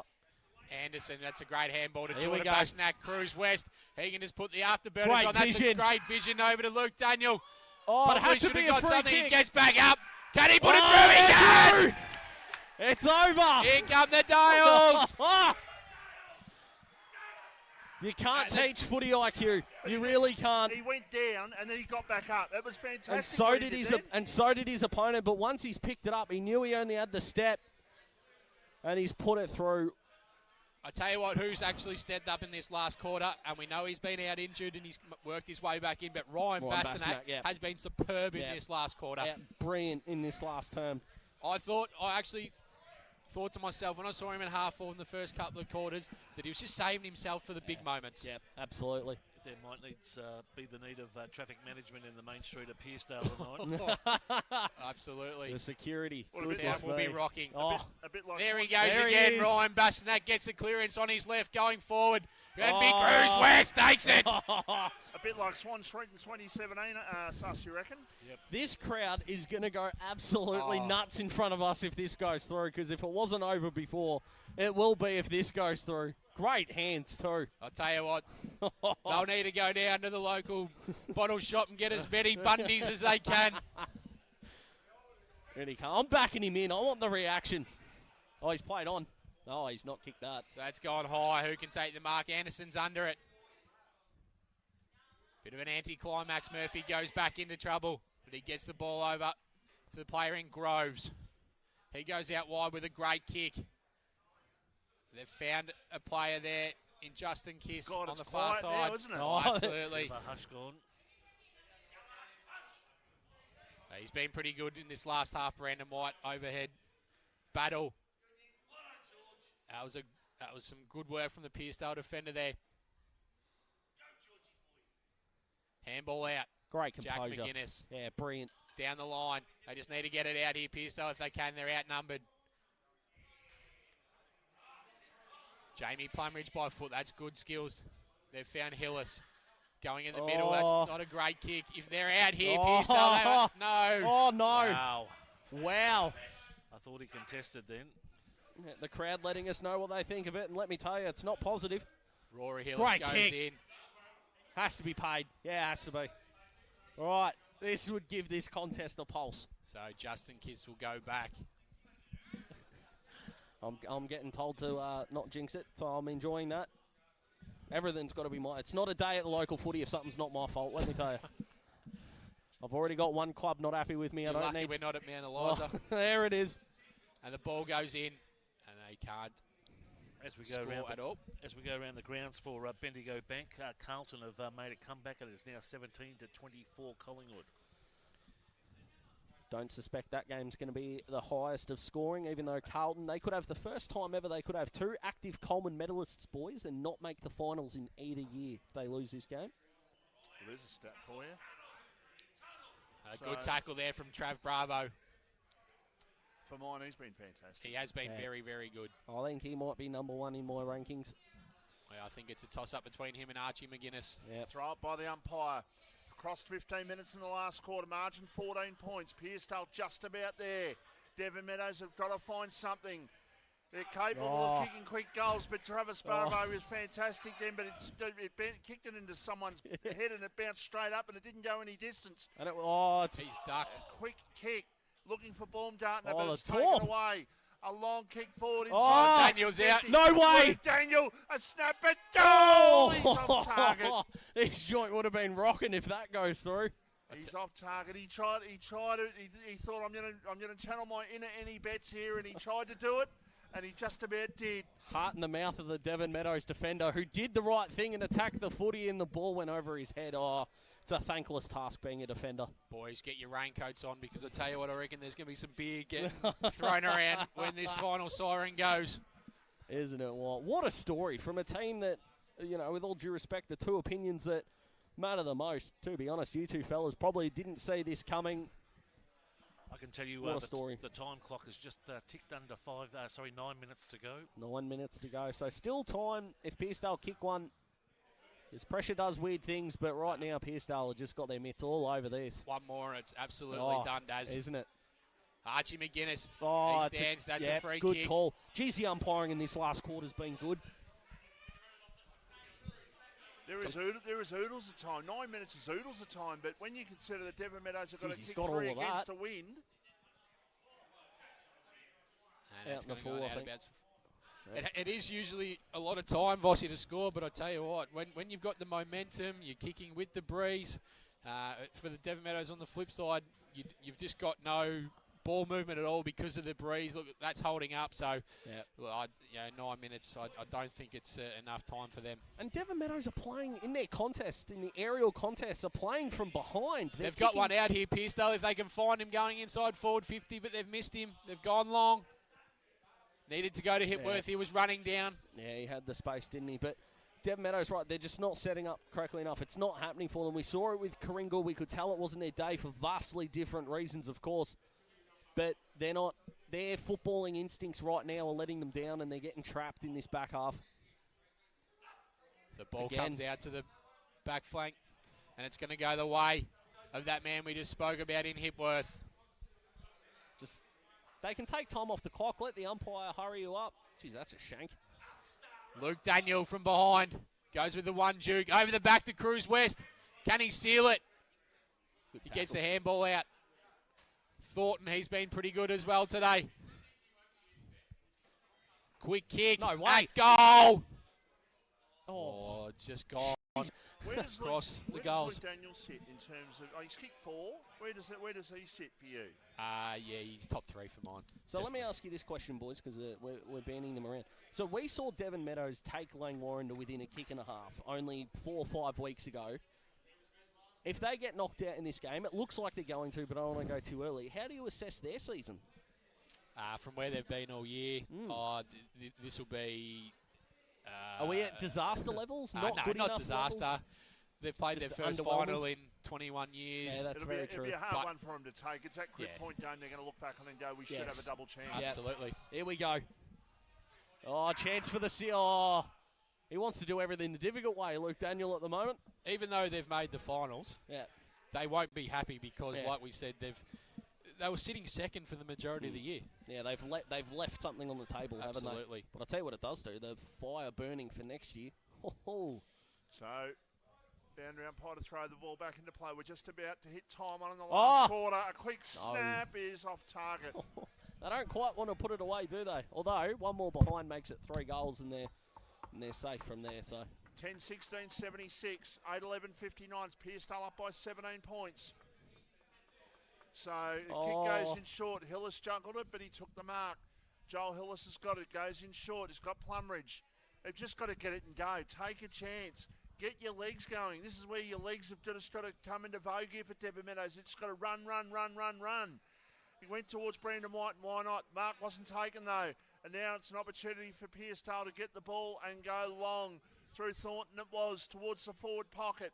going back and not taking the mark there was the Devon Meadows player, and Brady O'Toole, and the ball goes over for a boundary throw-in. They've got to run, Vossi, but I tell you what, when you've got the youngsters from Pearcedale that can just run and continue to run, they're under immense pressure, because you could see that with Caelan Thornton, he was out. 6 minutes left, boys. You're not going to...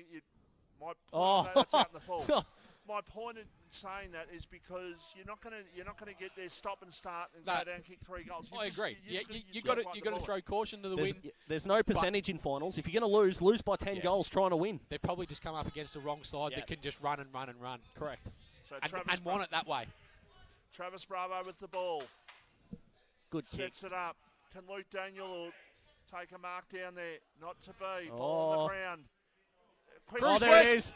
Oh, no. That's the margin is 3 goals. I want one more goal. I just want this room to erupt. This joint's going to rock when the siren goes. Goodness me.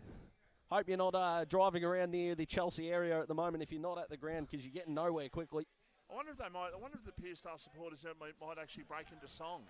If they happen to get down to the last minute or so and then just break out into song. Well, I'll tell you what, would you want to go lead it, Vossi? As Devon Meadows come up to the wing. But that ball just held in the breeze. Strong tackle applied. Murphy's not going anywhere. Besides the goal kicking, they have done everything right in this last quarter, Pearcedale. They've been able to defend their back half really well. They've been pressing in the forward half. This has been a really impressive last quarter with the wind. Usually when you have a game with one end that's a scoring end, you do see a lot of behinds, because it could continually bombing the ball in. Yeah.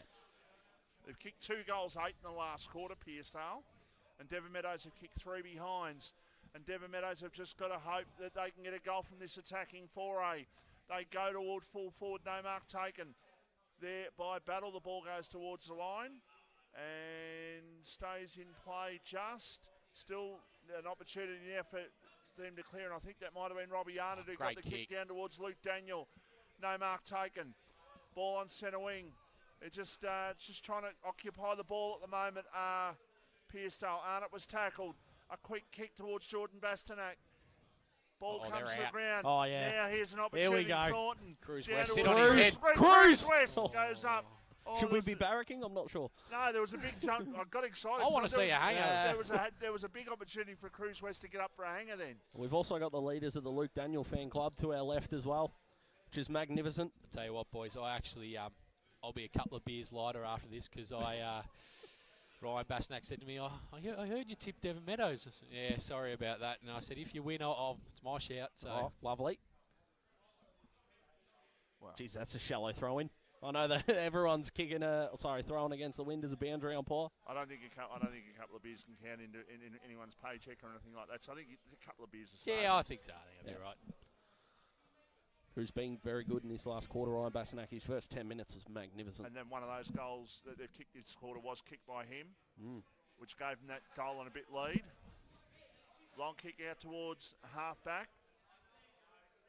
Justin Kiss has been good for Devon Meadows today. Yeah, been one of their best, probably second best behind Liam Drew, I think. And it's all gone.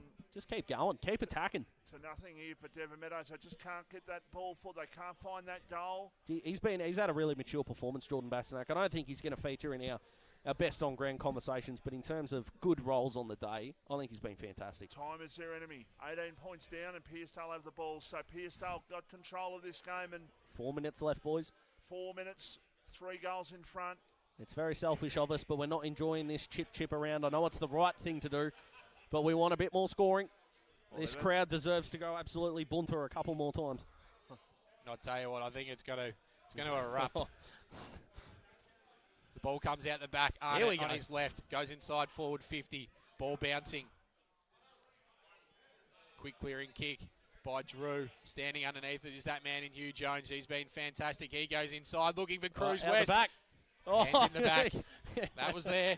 Yeah, definitely was there. Pushed him, fell over. It wasn't something that'll hit the highlight tape, I don't think. I'll tell you what, boys. If a goal goes through, this whole stand will just erupt. Yeah. This roof will shake. So they've gone in short of Frawley. How good's local footy, by the way? When you got the feeling, the emotion behind it, the big crowd. And finals are back, Daz. Oh, mate, magnificent. So Bastanak goes in short, found Thornton. I think it makes it even better that two sides haven't played finals for a decade. So Thornton, he goes inside forward 50. Out the back. Play over the backs. Mackenzie, what are they going to do? Rush it. Don't really know why, but okay. 4 goals, they got to take the winner, but there's only about 3 minutes left. So ball comes in. Trav Bravo, can he spoil? It's just in front of the coach's box there. Been fantastic today, Trav Bravo. White comes over the top, knocks it out, and we'll get a throw in. And Pearcedale, even though they'll have a day less to recuperate for next week, they're going to go in confident in the fact that potentially no Riley Darcy. Yep. Wow, not potential. Surely he can't play next week. But I'll play a straight back to it, but I'm just saying it's just like you can't. I can't degrade the bloke on air. I'm not going to do that, but I'm just saying it's potentially without him next week until that's official, and it's an alleged incident. It'll be a modern-day miracle if he's lining up next week, Vossi. I'll tell you a matchup I've really enjoyed is Jack McGuinness on Brandon White. I know Brandon White's hit the scoreboard, but I think both of them have been really, really good. And McGuinness's first half was excellent. So we're going to get another throw in just in front of the Pearcedale coach's box. I think we've got... Breaking the song, boys. Breaking the song. 2 minutes left. One more. Yeah. Get it going. Absolutely. Get the vocal cords ready. Mike. So the ball's in. So the Pearcedale Footy Club will be going through to the finals, to the next round. Oh, this is just, as a footballer, I know it gets amplified on grand final day, but once they know they've won, Pearcedale, this is just ecstasy as a footballer. This is fantastic, an addictive feeling, and why finals are so good. Arnett goes long. Ball's going to bounce, and it's going to go out. Hopefully, we can see one more goal here, boys. Before the final siren. About 90 seconds left, and this joint is going to erupt. It is rocking. It will be rocking. How good. Come on, one more snag. Ryan Bastanak. Ball thrown in. Inside the forward 50 for Pearcedale.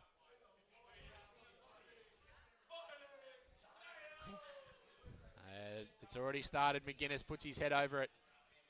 Handball out. Jones, quick kick and goal! Yeah! And it's through! There it is! Oh, they're going off!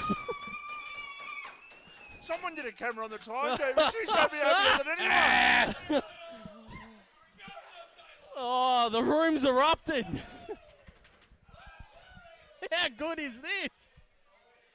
11-18-84, that's Pearcedale. 8-11-59, that's Devon Meadows. We've only got a minute left, boys.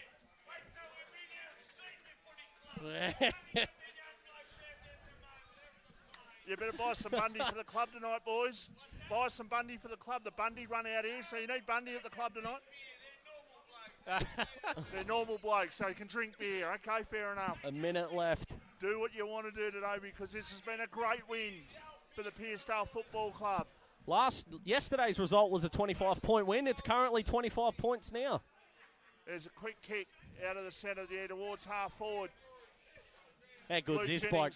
Who absolutely set him alight in the second quarter. He kicked 3 goals in the space of about 5 minutes to get this joint rocking here at Beardsworth Avenue. Joel Hillis, he can't go anymore. He's tried his guts out today, but he lost control of the ball. Now a high kick inside Pearcedale's attacking 50. Down towards the forward pocket. Could get one more. Could get one more. About 45 seconds left. 44 seconds left. Luke Jennings, get down there. Oh, absolutely. Yeah, no. Come on, Luke, with some urgency. Ryan Bastanak's walking. They know they're home, but one more just for the crowd. They're going to sing the song, and they're going to sing it very loud and very proud tonight. That is for sure. They're into week 2 of the finals.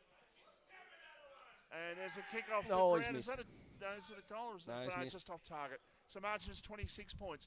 Okay, it's not a premiership. You know what it is? It's a breakout win for them. Absolutely. They've got into the finals and they've won a final. Yeah. That's fantastic. And they're playing against the Coringal side next week, potentially undermanned. And how much? Listen to the ovation, boys, that Ryan Bastanak will get here just coming off. Yeah, the crowd. Listen to it.